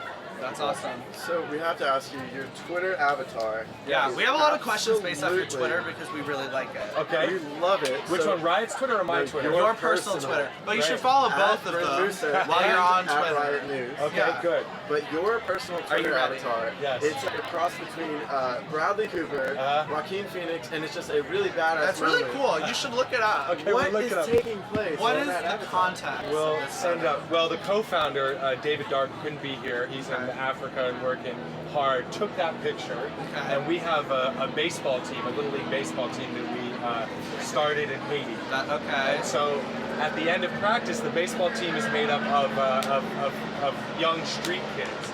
And at the end of practice, we take them for food on the street in Haiti, Port-au-Prince. Yeah. And so that is a picture of me at the end of baseball practice, being tired and haggard in Port-au-Prince. That's a really good story. I'm glad that you like it. Yeah. What if I just said it was in a sound studio in Culver City? I mean, that also would have been a good story. You have a gift then. Yeah. We have other questions based off your Twitter. So we were gonna timestamp them, but we didn't want to creep you To out be either. like, on Wednesday at 7:33 p.m. you tweeted. Oh my gosh, did you go deep on my tweets? We went, no, not really, kind of shallow. Okay, good. So I don't know if you guys can necessarily pan in really close on my phone. You can try. if you can. Have some great twit pics. Right. You have a flying machine. Oh yeah! Wow. Boy, What is going on here? What is happening? That's a good. Well, good. I'm glad we can talk about that. That's a film that I'm working on with my co-founder David Garn. Great. In Uganda, and it's about. It's actually in Jinja. I don't know if you guys know Jinja. Which is a little bungee jumping and stuff there. So a little far south from where you guys work a lot. Oh, rafting, right on the Nile. And in Jinja, these guys are building a spaceship, a rocket ship. No. So that is an ultralight, but they're building a real spaceship. And so, have you told Jason Russell about this? I haven't told him about it yet. He is fascinated by this project. He knows about it? Yeah. So the fact that you're making. Yeah. We gotta work. We gotta move You fast. need to tell on it. him. You gotta get him to watch this. Yeah. Yeah. Jason, if you're watching. I know. I'll tell him next time I see him. I'll tell him. So that one gets off the ground a little bit. But it is not safe. Is it scary? It looks kind of... It's really scary. It has a boat propeller on the back, but the actual rocket ship is amazing, and we're almost done with the film. It's going to be amazing. It's going to be great. When can we expect that? Because I want to watch that. You can expect it. I think Does it have a title? we're going to try to... we're fighting about the title right now, so I won't get into We it. don't have to get into David, that. because I That's think okay, David is watching and he's going to give me a hard time. Sorry, But I David, think it's we're called- deciding now. Yeah, it's called The Spacemen of Africa. That's what I want. He wants something else. What are the other titles? I can't even tell you. I'm not even going to go into that. We could have the public vote. Well, here's what they call themselves. So they call themselves, because they're interested in space and they're Africans, they call themselves Afronauts. Okay. And I think that's a tough title for it. If I'm because on Netflix, I'm probably gonna go with yours Great. if I see that scroll. Yeah, so you get my vote. Good. Well, anyway, it's going to be an exciting thing. I hope we get it in South by next year. That's what we're shooting for. That's awesome. Yeah. Can we see Tell it Jason when it- immediately. Yes. We'll have Okay, a big great. screening. We'll do a screening, and we were supposed to screen my last film with you guys in San Diego too, but we didn't get a chance to. So we'll do. Let's make that the Let's next do that, one. please. Yeah. We'll do it. The powers that be. How have the interviews been so far that you guys have done? They've been great. Really? Really lovely. Who is the funniest person? Well, it was the last thing that just occurred was a little odd because our COO, Chris Carver, I don't know if you know him. But he moderated my panel. He's trying to Great. throw us Oh yeah, off. great. Yeah. There he is. He.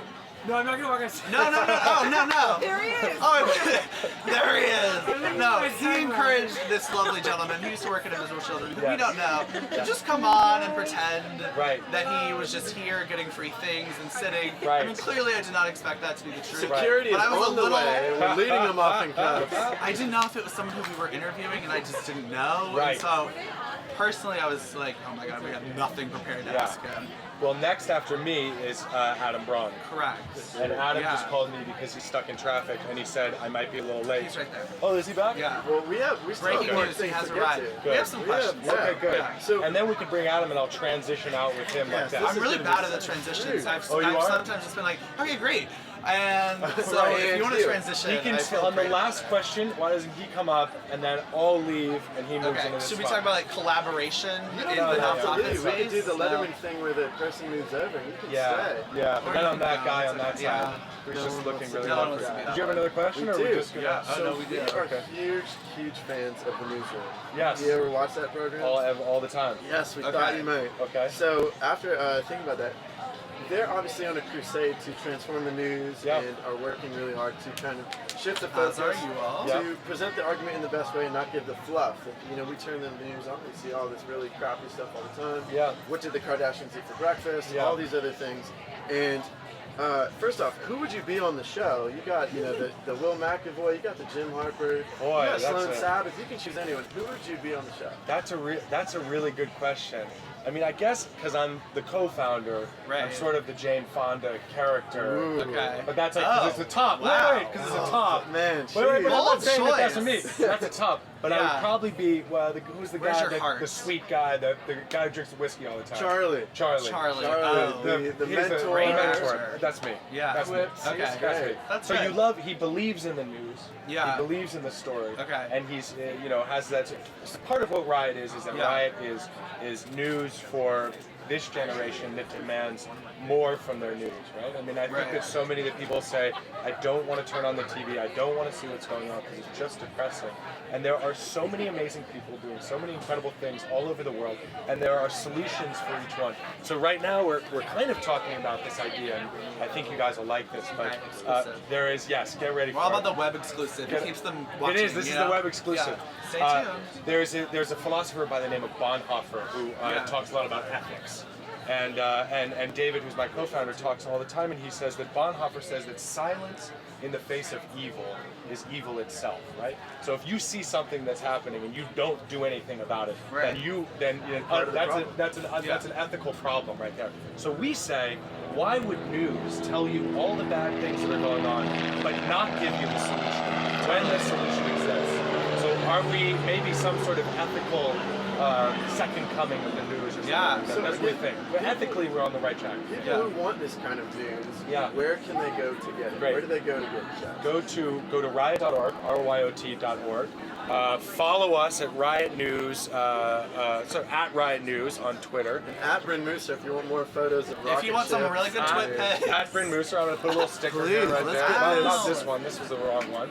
Here, these can go right there. I like these. Riot, these are for you. These are different. Those are for the adults. Yeah. Those are adult stickers. Oh my gosh. Not with those. Those are for the adult That's nice. audience. But we're riot.org, RYOT.org, and at Riot News at Twitter. We're changing the way people get their news. We're going to change everything. We're taking CNN and all those people on, and we're going to change it, and we're going to take the news back from appropriation. So here's another segue into that realm. With news coverage lately, you've seen some recent tragedies and some recent events, all these things taking place, and a lot of people are feeling that cable news is failing.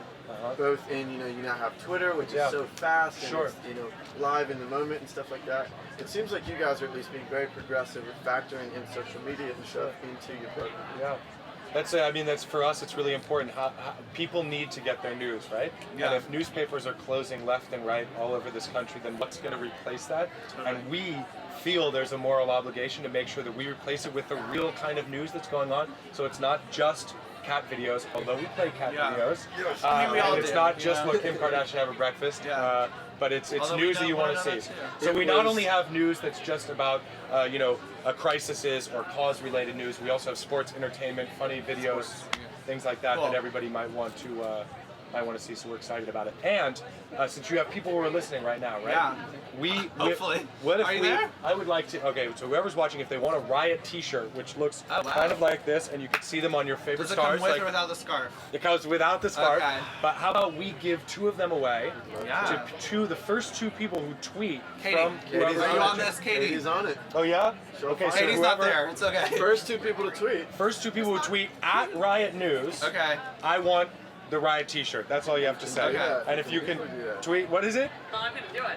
Oh, you can't Oh tweet. my gosh. The first 2 people who do that, if anybody does do that, we'll send you Riot T-shirts. That's it. And now I see Adam over there. Who's do you want to do that segue thing? Well, here's one segue. Yes. So if you're Charlie from the newsroom, who's Adam? Oh, Adam's Jim. Isn't Adam Jim? Jim? Yeah. Jim Harper? Jim making moves last week. Is everyone caught up on this is Adam Braun, who inspires all of us to do everything that we do, and it's amazing. Hey, I'm going to leave him. Carl, nice to meet you finally. To take over. I'm the warm-up act. Go here. Go crush it. You guys, thank you so much. I'm going to say a quick goodbye. Appreciate it. Yes, thank you. It was great. Thank you all for watching. We will be looking forward, Bryn, to that film and a screening. We'll screen it. We'll do it at Invisible Children first. Cool. Thanks, Dad. Thank you. Adam, how you doing, man? I'm doing great. Welcome doing really to good. Live Common Good Exchange. I know, this is incredible. What do you think? I'm really blown away right now. I just rolled up and it's a field full of people getting after it. It's really, really amazing. Have you seen like a full list of all the people who are here right now? I have not seen the full list. We read it out earlier just because, to be Can I honest. hear some of the names? Yeah.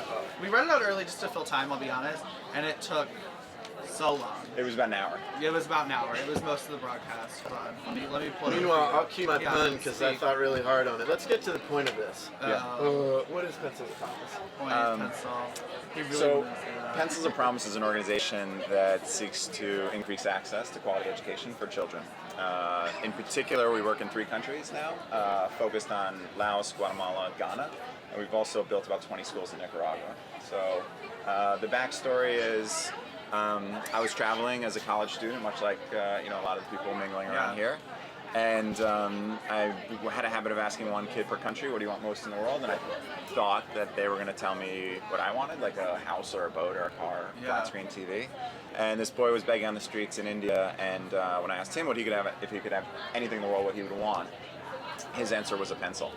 And it just blew me away, and I started to really look into this issue that a lot of kids have no access to education. It was kind of the one thing that nobody could take from them.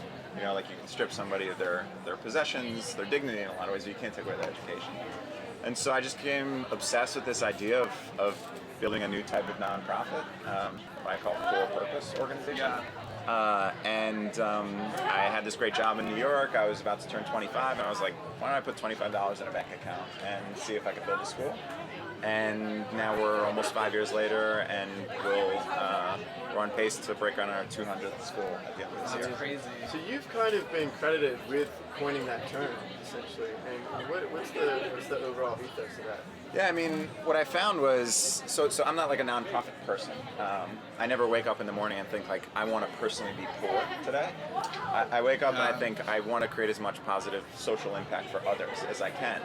And so living in New York, and my background was in finance, I found myself, even when I started the organization, in like these kind of finance circles, and I'd have these parallel conversations. And then as soon as I said I work at a nonprofit, suddenly it was like, oh, good for you. Like they were like patting me on the head as if people love that. It's a very cute thing when people work in nonprofits. Oh, that's so nice that your project sounds so good. And it's like, well, this is a real company that people are investing their lives in, and you know they're contributing their time and their money and their efforts towards. And like, just because we're not focused on making money necessarily for ourselves in huge amounts, doesn't mean that what we're not doing is valued. And so the non really got to me, and I was like, why is this the one term that we use when we're talking about what we don't do? It's very it's like inherently negative because it means not, you know? Like, so I looked at kind of a lot of historical examples, and I was like, if you start to reframe the language around something, then you reframe the work. And so so I just kind of was sitting there, I was like, why don't we just start saying what we do instead of what we don't? Yeah. And so let's just say, instead of for-profit, nonprofit, for-profit, and we're for-purpose. And so I started sharing it, and it kind of caught on really quickly. Like the first conference, I said it on a stage. Suddenly there was this gasp. People were like, yeah. Well, I mean, people want that. People have been waiting for that. So yeah. So there was this kind of recognition of like, whoa, that's kind of new. And it's, I think when people hear truth that they haven't heard before, it kind of clicks. And so anyway, I'm hoping it gets adopted more and more. I mean, obviously people know what nonprofit means, so they're comfortable with it. But increasingly, I see in publications and organizations' mission statements how they're like, we're for a purpose. And I hope, 20 years from now, it's just what mission-driven organizations refer to themselves as. Yeah. So we've seen some incredible fundraising things from your supporters. We saw on your Instagram that this guy had a race car with Pencils of Promise. Yeah. Obviously Justin Bieber's done some stuff for you guys. What are some initiatives coming up that you guys are doing that people can help fundraise for? Yeah. People who are watching who want to get involved. Yeah. What do they do, and what do they do? Where do they go? Perfect timing. So next Tuesday, I believe, August 13th. So if you go to our site right now, right on the main page, pencilsofpromise.org, you'll see a tout. It says back to school. Just pencilsofpromise.org/back to school. And there's a countdown right now. You can sign up for the sneak preview. But on August 13th, we're launching our first massive back to school campaign. And this is the first announcement of it. But the goal will be to raise $500,000 to send 5,000 kids back to secondary school. And so we're really known we're known for our schools. We built. I think 130 schools or so are open in 4 different countries, but the two things we're really focused on going forward are teacher training and scholarships for students that come out of our primary schools to go to secondary. So we really broke it down. We found out kind of unbelievably, it's only $100 a year to send a child to secondary school, and that's everything from tuition and exam fees to backpacks, school supplies, and safe transportation back and forth from school. So anyway, for people that want to get involved, just sign up for this campaign, and then you can either fund a scholarship for as little as $100, or you can set a goal to fundraise for a bunch of kids to go back to school this year. How do you equip your supporters to kind of fundraise? Fundraise for these projects. I know whenever we talk about fundraising as invisible children, we say the goal, and we get these immediate questions. They're like, well, how do I do that? How do I fundraise? Like, what are some successful, tangible ways that people have fundraised before for your project? Yeah, I mean, we have a few. I would say there's really 3 key ones that have been really successful and also are kind of ingrained in the history of the organization. So I started the organization with my 25th birthday, And so we've had a lot of people donate birthdays. They're very easy, and if you go on our site, there's a fundraise tab, and you can create your own customized page. So that's one. If you have a birthday that falls within the next 6 to 7 weeks, you can do that. Friends will rally around you. The second one was the point of building that school, not only to educate kids, was to honor my grandmother. She was turning 80. And I wanted to build a school and dedicate it to her so that she would have this lasting legacy of a positive impact on the world. And so we found that people that want to honor somebody else, it kind of creates this community around a campaign. It's like my parents, my grandparents, if someone, a loved one is no longer with us, those type of things. And then the third one is when people take on a personal challenge. And so that can be something as small as like, I'm going to stop drinking like milk for the next 30 days. Something, if I have this craving. Chocolate milk. That would be tough. Right? For me, no apple juice. I love apple juice. Me too, and there's such a stigma against being an adult fan of apple juice. Right. No, I love it. Thank you. So the third one is just take on a personal challenge. I mean, we had a girl ride a bicycle across the entire country. She raised $25,000. She was a 17-year-old high school student. That's crazy. We've had people go skydiving. We've had people say, I'm going to commit to writing 100 thank you letters to every single person that contributes. So more than anything, just find what you love. It's cool. Exactly. That's what we always tell people. Like, what are you into? And then there's a way to turn that into a fundraiser, which I think is the most effective way to fundraise. People, I think that fundraising is boring, or that it is a very arduous and lame thing to do. Like you had mentioned before, they expect like call-a-thons or like bake sales, but you can actually do the opposite. Really cool stuff. Honestly, I was pretty. I think a lot of people are nervous to ask their friends and family to support their initiative, but what you find is they're so excited, they almost want to be asked, and it becomes this thing that like you check in on day, and as the momentum grows, it's not only exciting for you, but the community of people who are past supporters, the ones that have already funded your campaign. They're like, oh look, I gave money to my friend, and he or she is so close. Let's just get him over the line, and then they become your supporters. So, do you watch the newsroom? No. No. Okay. Well, you should know. Bryn Mooser gave you pretty much the highest praise. Really? You can get. So I think this is you should start watching. Jeff Daniels. Yeah, I've seen one episode on a flight. It was awesome. Oh my gosh. Unbelievable writing. So we are the Jeff we took the last weekend and watched the every episode. Amazing. It took a very long time. Yeah. But you should try. Yeah. No, I'm on I have not been home in 3.5 months. I've been traveling. 3.5 months. I've been Where traveling. were you? I started in South Africa, then I went through Europe and finished in Southeast Asia. When did you get home? I've not been home. I live in New York, and so I went to San Francisco. I'm in LA, and I actually go home tomorrow. So I make sure What's the first thing you're gonna do? The first thing that I'm gonna do is I'm going back for my my cousin's wedding, so I'll be going. So I'll see my whole family. Yeah, that's good. It'll be really great. Yeah. Wow. Well, thank you so much. Thank you for having me. Yeah. Welcome back to America. Yeah. Thanks so much. We'll get to the newsroom. Yeah, you should really start honestly. You should watch it. Yeah. No. I will. Thank you guys. Thanks. Take care. Again, Pencils of Promise. Go to the website. They're kicking off some really great fundraising initiatives. No. Welcome back. Caine was here, right? Yeah. Oh my gosh, I was just at their booth. They have a ball pit. We have that. Actually, we can cue to their... Well, no, we actually have an interview with Teach for America first. Oh, that's right. And then we will show the Caine's Arcade video. Sweet. What are you into? No? I've been doing this. Wait, hold on. Special guest. Trouble, man. Here comes Special trouble. guest. Chris Carter. Would you like to interview a representative from Teach for America with us whenever they come over? Right now? It's going to happen soon. And what are you trying to pull earlier? Jamie Roach. I sent Jamie Roach up here. You did? And I said, dude, act like you are at the first aid tent. He just comes up with this big magazine. He's like, oh, this is what we have to deal with on a daily basis. It's all content is king. Look at content is king. Whoopee cushion from Who are you, by the way, for the people watching? It really does matter. It doesn't matter. Okay. At Lend. At CCARVE. We want to get him up to 1,000 followers by tonight. That's tough. Twitter bomb. So look It's him all up. about original content on the C card. I know. I really enjoy your 7 a.m. inspirational That's when I'm on the bike. I'm on the bike in my garage, riding the bike. Pick something off, and I'm able to. Oh my god! You don't watch our podcast. Instagramming while on the bike? Yeah. No. Tweeting. Tweeting. Oh. I wish you about his Instagram reading a while on book. the Like bike. Tom Sadie had given me a great book. Right. And why don't you listen to our podcast while riding the bike? You guys show me how to download the podcast. Okay, we Because that's will. at like 10 p.m. We will. I'm old, man. How was in your bed. panel? You both were on panels. Yeah, you both did panels today.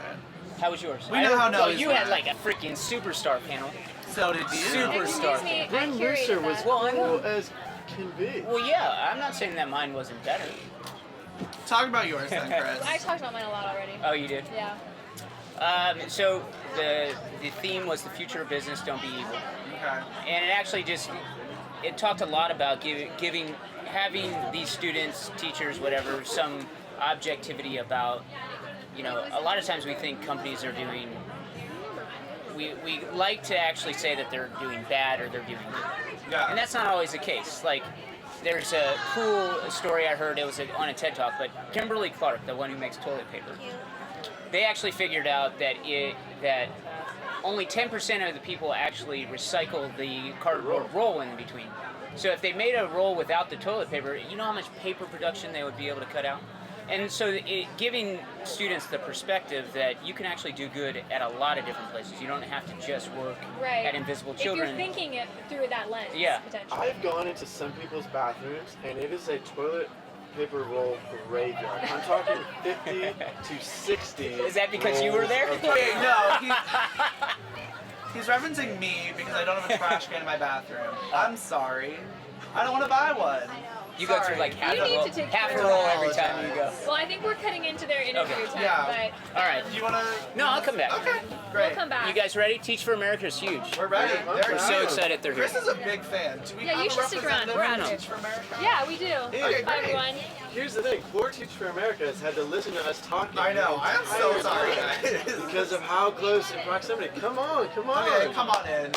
How you Big guys round of doing? applause. Thanks for putting up with Thank our you so much. loud voices and talking. Yeah. Carl. Daniel. Daniel, nice to meet you. Kelly. Ellie, nice to meet Hi. you guys. Alex. Nice to meet you. Hi, Alex. Nice to meet you. I like your bracelet. Thank you. Yeah, no problem. How's the day going so far? Good. It's chilly. So you Yeah, got it's getting chilly. It was really sunny, so we had this, and now it's cold. I thought you were gonna have coats for us. You guys were a huge deal breaker for a lot of people to tune in and also attend the Common Good Exchange. No joke, when you Really? announced it's coming, it was big. Cool. Wow. So have you gotten an opportunity to talk to some cool folks so far? Yeah, a lot of great people. The energy is so great, and everyone is so interested in the work that we're doing. And we had a great session today in our breakouts and wonderful attendance and engagement. So it's been really awesome experience just meeting everyone and being here. Awesome. We have a lot of international viewers right now, so do you want to give a rundown of like what Teach for America is? Just like a little staple. Yeah, so Teach for America is an organization that was designed to eliminate the gap between rich kids and poor kids in America. So poor kids typically get a fundamentally different educational experience than rich kids, and so we think that's fundamentally unjust. Poor kids, a lot of times in America, are set up to fail. And so we recruit teachers, most of whom are not education majors, to go teach in low-income schools. We have 50 different cities where we place teachers.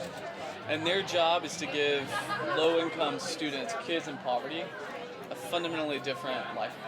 A dear friend of mine, Nadia Navad, is in your program and is in Really? Memphis, Tennessee. Cool. And she is loving it. Really? She's so ingrained in the school. It would be really interesting to see a statistic for how many people have worked in Invisible Children and then have gone on to do Teach for America. We were talking, this is the first time we've done Staggering. something together, and they were telling me that a lot of your folks have looked into Teach for America. Yeah. Either they come from Teach for America or they go to Teach Vice for America. versa, right. It's crazy. Yeah. So do you guys, either of you have teaching backgrounds by any chance? Or? I do not. I do not either. So, I think there is this like stigma on teachers kind of when you grow up, your teachers are mean and homework and all that stuff. Do you guys Carl's have? speaking as an angsty high school student.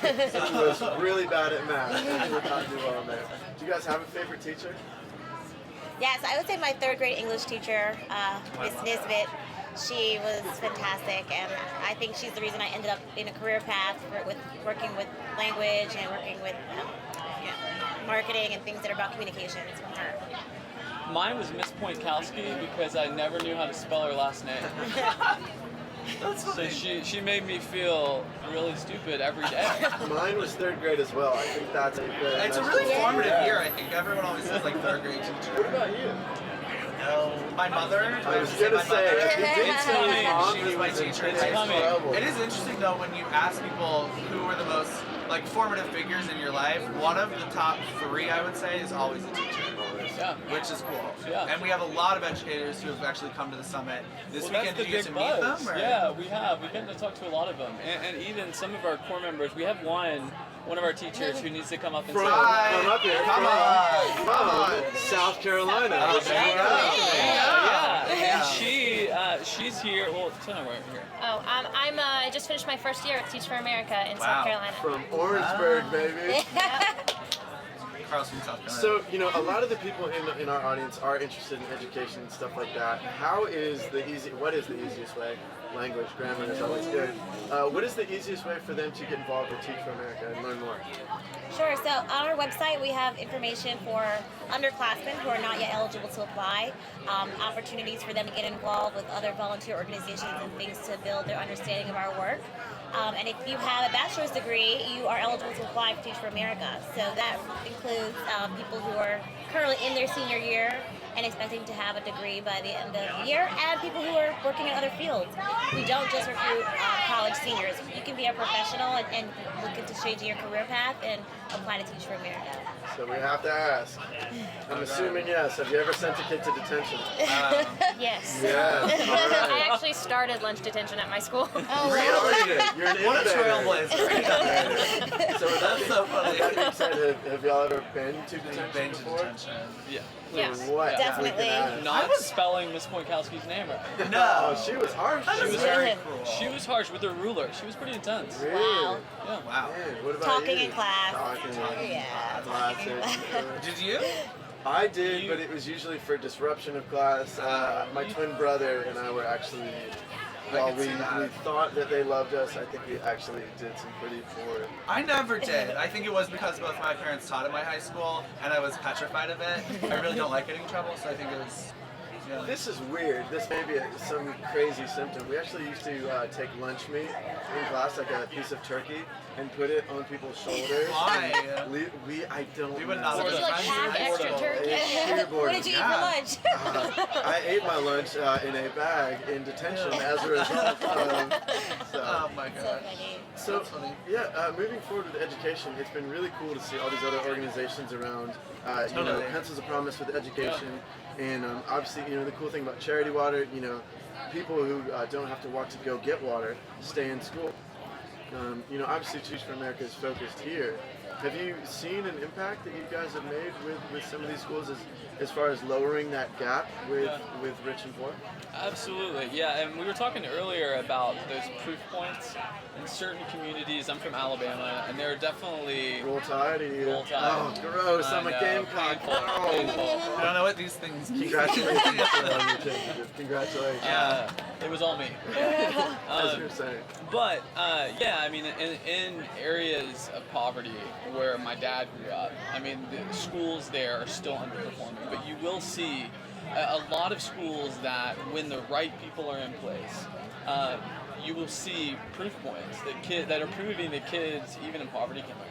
So yeah, I mean, we are. And one thing we were telling in our other session is that Teach for America is now part of a global network, Teach for All, which is all about this model applied in tons of countries around the world. Because this problem is prevalent everywhere. Yeah. It's a global problem. It's been incredible for us to learn all of this stuff. Because I'm glad I you promise said you that. we researched. We looked into this, and this is, amazing. Cool. Good. Full circle, man. Okay. So, what do you think it takes to be a teacher for Teach for America? Obviously, maybe you can. If people if people who are watching are considering it, what words do you have to say for people who are possibly considering doing it? I think it's anytime you can demonstrate leadership, in any field, it doesn't have to be educational leadership, but anytime that you can take a group of people and help them rally for a cause that you're passionate about, it shows that you can take a group of students and get them excited about their education again. So I think leadership would be the top quality. That's awesome. That's amazing. Carver's heading out of here. Bye, Chris. Chris Carver is a very big Teach for America fan. He is. He is. Here's the thing. He's a troublemaker, but The one thing he will Huge say, Teach for America. such a supporter of you guys. Why are you such a supporter? Yeah. Why are you such a Teach for America supporter? Okay, that's okay. What was your favorite subject in school? Were you a good student? No, I was a terrible student. Oh. Did you put turkey on people's shoulders? Yeah, that's a really weird confession, which I don't feel comfortable with that. School is good for you. School stands out. Wow. Do you think you have what it takes to be a teacher? I think you already are a teacher, Chris. It isn't. Yeah. They really would be. Yeah. So you've been speaking to the teachers who were at the summit. Did you get kind of younger college-age students who are considering doing Teach for America with you all today? We had a ton of interest of people who want to consider Teach for America, but also vice versa. I mean, a lot of our core members are here trying to understand what you all are doing. Yeah. And so that they could bring some of that curriculum into their classrooms. Yeah. So I do think it's an interesting collaboration. Yeah. Yeah. I think it really speaks to the one thing that we try and tell, and that he made the phenomenal point of, is you've got to find the passion in your life. Yeah. And if it is a cause or it is helping others in that teaching, you have to go after that. Yeah. Which again, to do Teach for America is such an incredible commitment. There's definitely some passion there. Yeah. So when do you go back to? You're in summer right now, right? When school kick back? So the professional development starts August 14th, I think, and the kids come the following Monday, so really soon. Wow, soon. I know. I keep talking about my parents. I think I missed them. I don't know. They're like, in August, you cannot mention back to school around them. They love being teachers. They have been mentors to so many people. Are you the same way? Like, don't ever mention back to school. No, I actually decided to teach You summer. love it. I taught summer school, so. No. Oh Yeah. my God. You should be doing Teach for America. Yeah. That's exemplary. A plug for South Carolina. What do you love about it? What do I love about South Carolina? What do you love about teaching in South Carolina? Teaching in South Even Carolina. better. Let's keep it focused. You guys are making me nervous. I really like the area that I live in.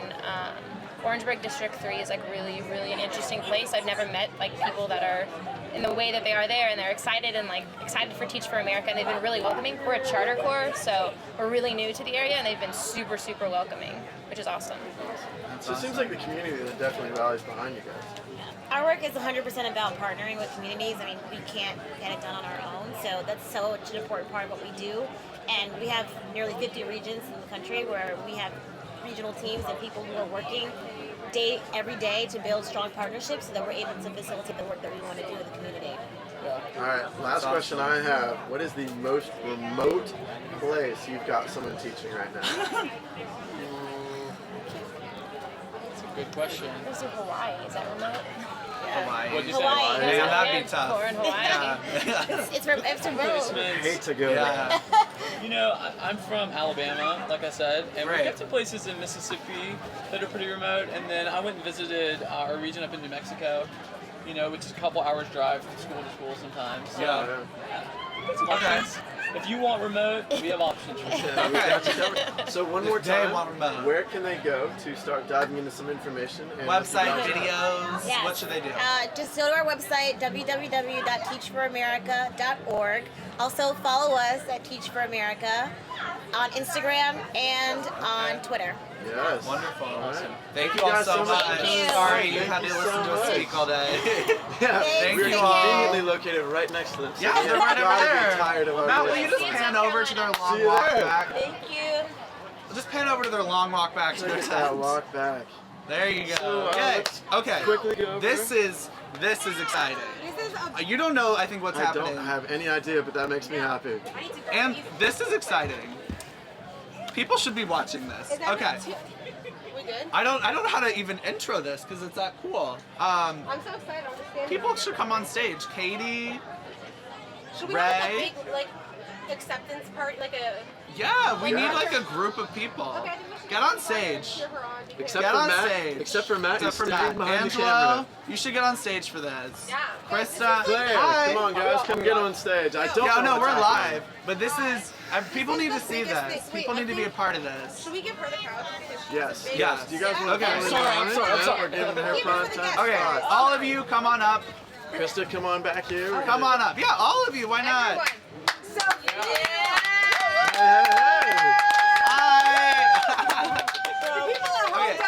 So that's the camera right there. Hi. Someone tell us your story and what's happening right now. Okay.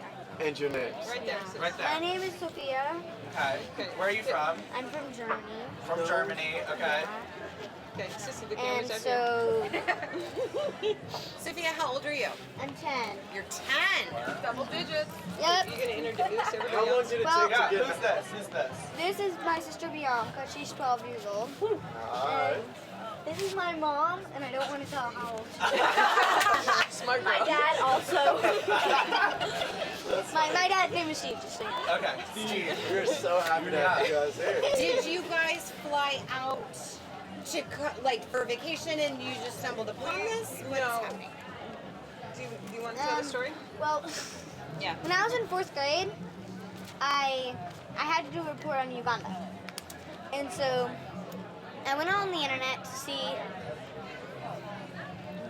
to see what information I could get, and so I stumbled upon Invisible Children. I was just scrolling down the page, and then this picture appeared, literally appeared on the screen. And so I'm like, what in the world? And I clicked on it. And then I read the whole paragraph and watched the video. The Caine 2012 video? Yeah. Yeah? You watched the whole thing? Yeah. Also, you guys are welcome to sit. You don't also have to sit. Did you like Caine 2012? Well, Steve, there's plenty of room. Did you like the film? Sit on me. Here. In some ways, yes. In some ways, yes. The I honesty don't- of a 10-year-old, this is so great. No, you didn't like it so much. Okay. So what happened after you watched the video? You watched the Well, video. I watched the video, and then I told my mom about it, and she watched it, and then I told my dad about it, she watched it, and then blah, blah, blah. Okay. And so, anyways, the next year, I asked my principal, I emailed you guys first, and then they said, I know you're just a kid, but you could still do bake sales and box. So and a age bunch of was things. not a factor. Yeah. Because you were trying to figure out like what you could do to help. Yeah. Or, And so What'd you do? I asked my principal if I could do a bake sale. And so first I asked my mom, but then I asked That's smart. Yeah. Keep doing that. And how long was the bake sale? The bake sale was, I wouldn't say a school week. Okay. School week. A school in Germany week. Yeah, It's 5 all days. happening in Germany. Yeah. Okay. It was 5 days. And what? And how many kids are in your school? There's 100 kids in my school, and we raised $300 and some odd. It keeps going. It keeps going. But then we went to one of our supporting churches. Because we're missionaries. And the pastor, we went to one of our church, Pastor Doug, he said, let's see if we can double it. And they ended up tripling it, giving us almost $1,000.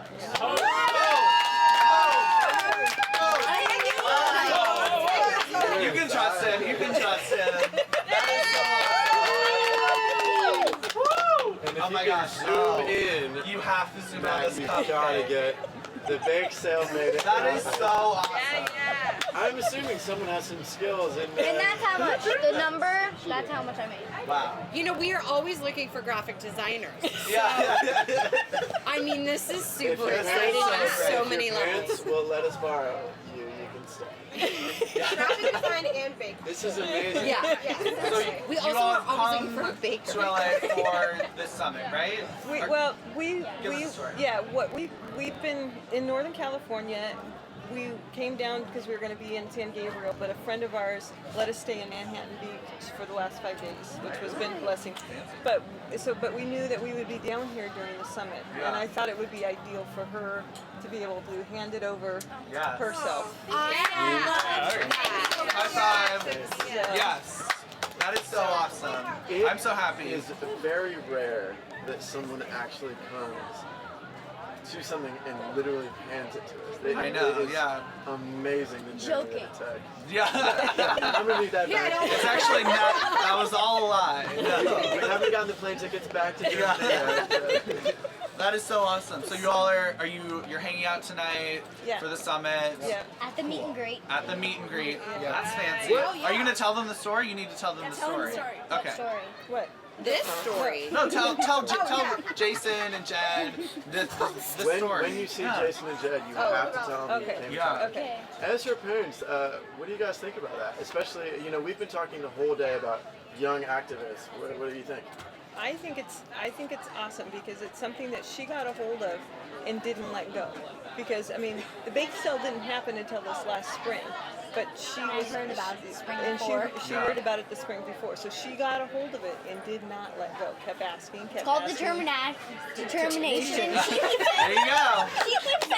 She keeps saying, let things go, Sophia. Let things go. This is news. That is amazing. You know what's also crazy? We heard Bryn on stage today talk about the president's daughter showed the president the video, and just with you showing your parents the video and stuff like that, it's wild to me to think that the reason the majority of people have seen this is because someone, especially a lot younger than them in many cases, I showed my principal. made that happen. That's And I think it's awesome that you reached out to us, right? Yeah. Oh yeah. So to everyone watching, too, Totally. we're real people behind the Don't internet. be So if you have questions, We're great. let us know. Katie will You're the write new you back. spokesperson. This is Katie. She's the voice of She's Katie will write you. Wow. They do return emails. Yes. We do. Yes. We do. Yes, you do. Okay, this is so cool. Yeah. They're What's- not like are some you- weird information. We're not. No. No, thank you. That's so nice of you. Some weird information. Oh, right. Yeah. It's a real thing. It's a real thing. Oh my All gosh. these Wow. Well, we can only hope that you stay the rest of the time as magical as You that have to moment. tell. It's awesome. You should. I think you should take this and give this to Jason and Jed. Oh my And- God. Because they will think it is the coolest They thing really in will. the world. They will never forget you. So how do Okay. Oh, how do you? Okay. How do you That know is a it's very them? valid question. Hey, do they have like a... Yeah. Hey, are you Jason? $9,000. Just ask. Yeah. Just find any Jason on campus. Yeah. Do we have? Is someone's like taking you places, right? Like escorting you places, right? No. Okay, someone will. Don't worry about it. Before you go to the meet and greet, are you guys going to go to tonight's session in Royce Hall that starts at Meet and greet is before. in the meet It's like and now, greet. so someone needs to take So, them. Okay. so we will get someone to take you right now. Definitely. I will take you guys there When right you now. hand this to them, Okay. Tell them the story because you're going to be their new And favorite tell person. them not to lose it. Don't drop it on the ground on some random person. Maybe we take it back and bring it back to us. You can do what you did to Carl, and you can be like, hey, you know what you should do? Put it on the ground and attach like a little and put it on the ground and Jason will walk around and go, what the? And then Okay, who's gonna? Can someone help them? Okay, great. Thank you all so much. I would have done that to you. I tell you what. So your parents obviously think you're pretty cool.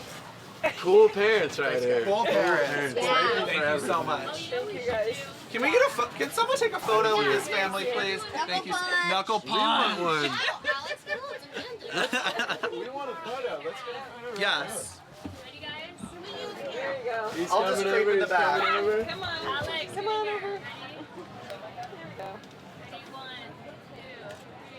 all right, then you have to look over here. You should start. We're starting a fundraising campaign. You should open a fundraising page and put it in there, and then you'll have $1,000 start. There you go. Thank you guys Someone will help so you with much. that. Safe travels, Matt. Please. Thank you. Bring it in, bring it in. I am too. I usually am the one that has to give that disclaimer. Thank you all so much. Wow. Yeah. Wow. Okay. Well, that's a really good way to kind of wrap up today. Do we want to show your video of going to Caine's Arcade? Is that a thing we can do? Somewhere. Are we able to cue the Caine's Arcade? Yeah, let's go. Great. Okay, Caine's we're gonna Arcade. cut. Carl, we're at the Common Good Exchange. It's the 4th Estate Summit. We have 60 plus brands. Carl went to see what Charity Water was up to. We're going to watch that video now, and then we'll be back telling you what's coming up tomorrow.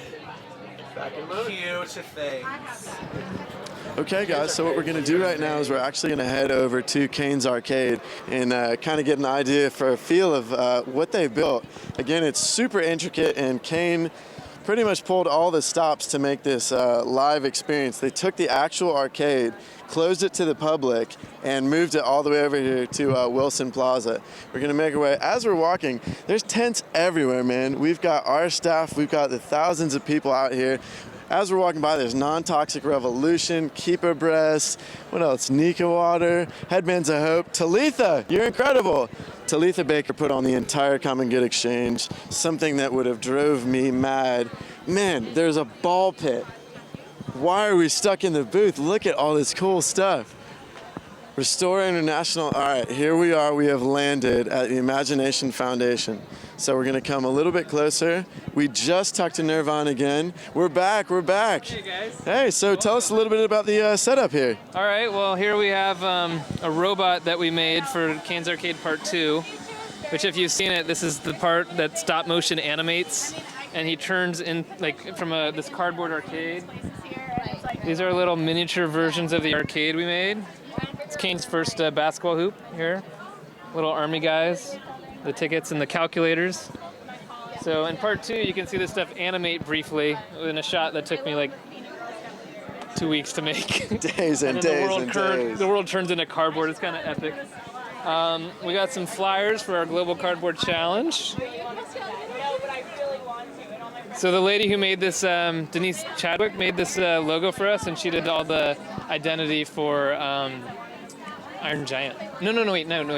I'm forgetting the Wally? No. The guy, he's got the glowing thing. Iron Man. Iron Man, no way. knew it. Yeah, so she made all that stuff. She donated that, and look at these people in the ball pit back here. I love that we're next to the ball pit. You guys having a good time in that ball pit? What's going on? Absolutely. Yes. Kayla? Where are you from? Pittsburgh. So what are you guys doing in this ball pit? What gives us joy? I just need to relax. It's exhausting here. I think my invisible children might be trying to kill us all. I'm not sure, but this was just really great. This is the dream. When I was a little kid, this was like my favorite hangout spot, the ball pits. And then, have you guys ever seen the movie Jackass, where they have like the pythons and they hide pythons in the ball pits and people go into them? No pythons in there? No, none. Well, thanks for talking to us. Enjoy it. You guys look relaxed. So it seems that Caine's Arcade is perfectly positioned directly next to the ball pit. We just had a cannonball. Cannonball! Let's go check out some more of the cool stuff from the arcade. How are you guys doing? Hey, what's your name? Isabella, nice to meet you. Nice to meet you. So have you seen the video Caine's Arcade? Yes, it's great. It's amazing, isn't it? Yes, it's very moving. And it makes other kids think that they can do whatever they dream of too. And it's moved me to think I can do things too. I would say that is a pretty damn good endorsement for Caine's Arcade and Imagination Foundation. What's your favorite part of the arcade? The part that it's made by cardboard and that it's the brain that makes these, not a machine. That's amazing. So we talked to Caine earlier, and he said he's pretty much the master at the entire setup here. Do you think you could take him on? Yes, I'll take him on. I'm sorry. You're fine. So have you had a chance to actually in-depth look at any of these pieces? Yes, I actually bought the fun pass and I played a little bit. How'd you do? I did okay. Okay. And then I got this one down pat. Can you show us a little bit of what's going to happen here? Okay, so put the soccer ball here and you just flick it and it goes in the hole. Caine, you want to do a little competition here? All right, let's see what happens. You want to go first? So for everyone who's watching at home, could you explain what's about to happen? Or how you play this? You just get this, you flick it in and try to make it in the hole. Nah. All right, let's see what happens. Alright. Just got it. You go. 5 tries. Okay. Gotta shoot from the circles. Here? Yeah, gotta shoot from the circles. Your mother didn't tell me this. 3. I missed. You get two go. more, two more. 5. I'm very bad at counting. All right, let's do it. Last one. All right, Caine, let's show us the skills to pay the bills. He's gonna win. 1, 2. I feel like you've done this before.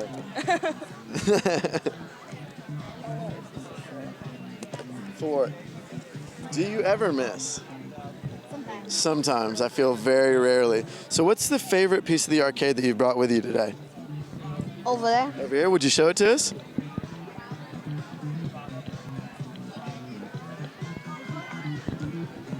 So how do you play? This one, all you do, there's the middle one that has a little color one. Then all you do is toss it and try to make it in there. Or you do that, toss it. It's hard. All right. I'm going to give it a go after you. Is there any technique? Do I want to make it go off the side? No, let's just see what happens then, all right? Oh! All right, I'm going to give it one more go. I'm going to try and loft it. Softball toss. Oh. This seems exceptionally difficult, and obviously I do not have the dexterity or hand-eye coordination to pull off many of these. So people seem pretty excited to play with the toys. Do you ever worry about some of these things ever getting broken or anything like that? No, it's easy to repair. Tell you what, you are probably the most resourceful kid I've ever met. So with the Imagination Foundation and with all these kids signing up and stuff like that, what was your hope? Is it just to inspire kids to be more, interactive, or what do you think? Just to kids to be creative, just to make arcade games. Well, thanks for showing us the arcade. We love it. We're probably going to stick around. And Alex, you may not see me on the broadcast for a little while because I could just be here. Catch you later. Thank you for everything.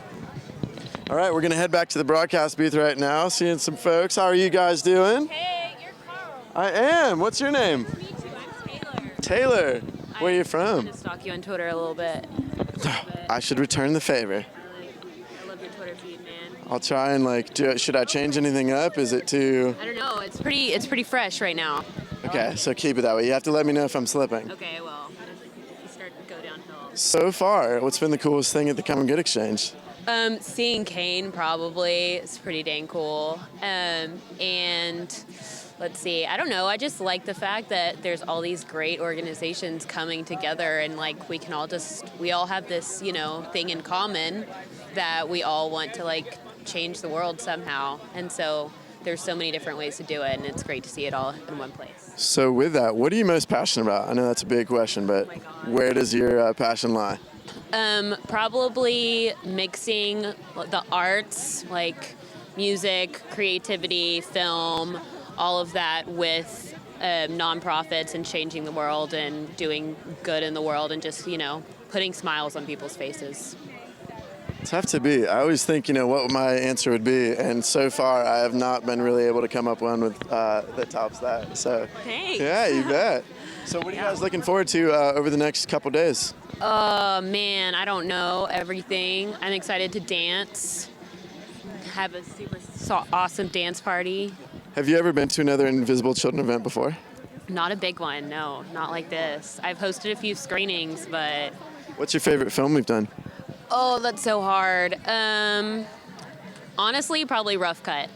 Rough Cut. It tugged my heartstrings and it changed my life, so... My favorite's Tony. Have you seen Tony before? Oh my God, I love Tony. Tony's number 2.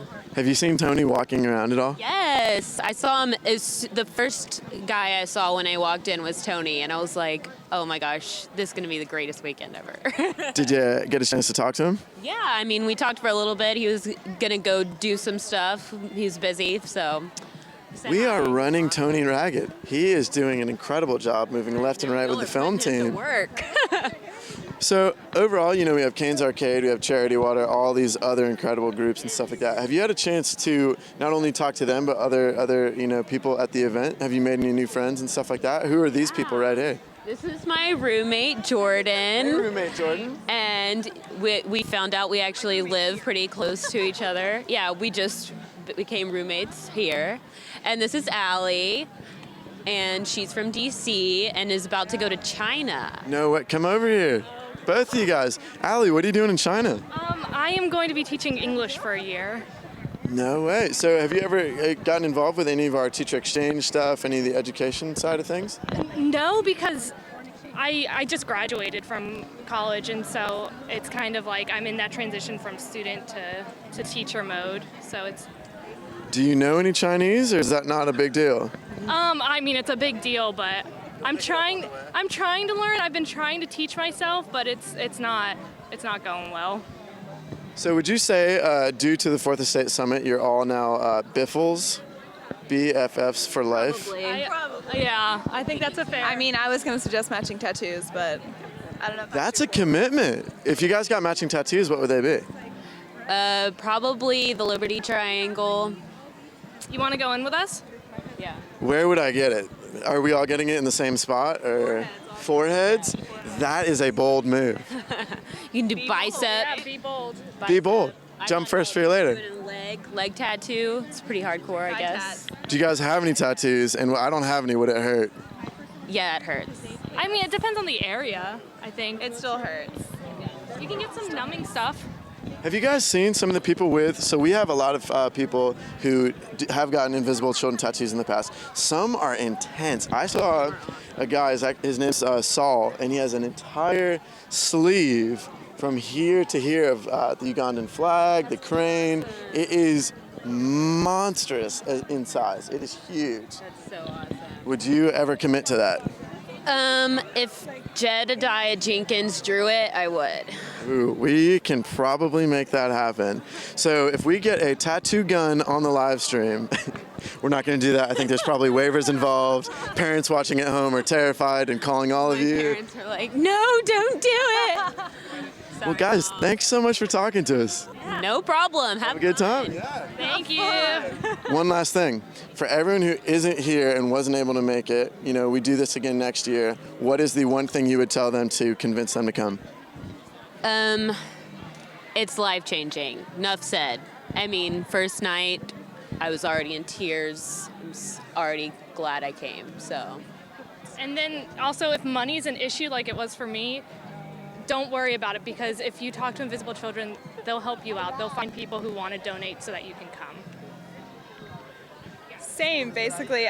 Just get out there and do it. Whether you're even involved with IC, I think just like all the people that are here, like the CEOs and everything, is just incredible. It's a great place to meet these people firsthand. We're like, ideally, you're never going to meet them on an intimate basis like this. So getting out here and being able to talk to those people, you find things like, didn't have any idea who RYOT was, but I'm a broadcast student, and I was like, I want these people in my life. So it's just a great idea to meet people in nonprofit. And Okay, so last thing I need from you guys, we got Alex Nazarhall back in the studio over there. I need you guys to say on 3, we love you, Big Al. Ready? 1, 2, 3.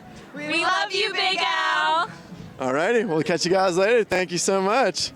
The coolest thing so far has been meeting some of these people. It's been really wild to see how many different backgrounds people are coming here with. Again, you just heard from some of them about how, you know, they didn't have the money to come here, and yet they found a way. Fundraising, we took care of them. As we're walking, by the way, look at all these tents around here. We've got Envoy, Raven and Lily, Nika Water. Over here is the Caine campaign. We actually have another really cool one. We have the actual crisis tracker booth, which is our other organizational bit, which actually has the live crisis tracker tracking the LRA conflict live. You can actually get the app from the Apple Store for free. And with the help of all these radio towers we're putting up and defection messaging, you can see the immediate impact it's having on this conflict. And they actually have, I think, one of their live radio towers set up. So it's pretty sweet. Walking by, look at those humans back there. Still got Timmy Harris. And we're back. What a stroll. We'd also love to thank Michael. He's behind the camera right now doing an incredible job. What's up? We're back. We're Welcome back. Hey there, quick run. Quick little run, you know. That was quick, Carl. Speedy. I had Michael Wow. leading the way. You know. Magic. The big secret. So this is the end of our current broadcast. Current stream is ending. That was incredible. Talked So, about the bad life, Bryn, yeah. some really awesome stuff. There was a lot of cool people. The end of the Common Good Exchange. End of the Closing Common Good Exchange. thoughts on the Common Good Exchange. Biggest takeaways, biggest surprises. What are your I thoughts? need a ball pit in my office. Wait, we didn't have a ball pit. They had a ball pit over at Caine's, by Caine's Arcade. You missed It was all set up. It was restored. Yeah. Yeah. Restored humanity. Just kidding. I just watched it. That's awesome. The real kicker is I can't hear anything while I have these headphones on. And it's not even turned on. What's great about it? It's a joke.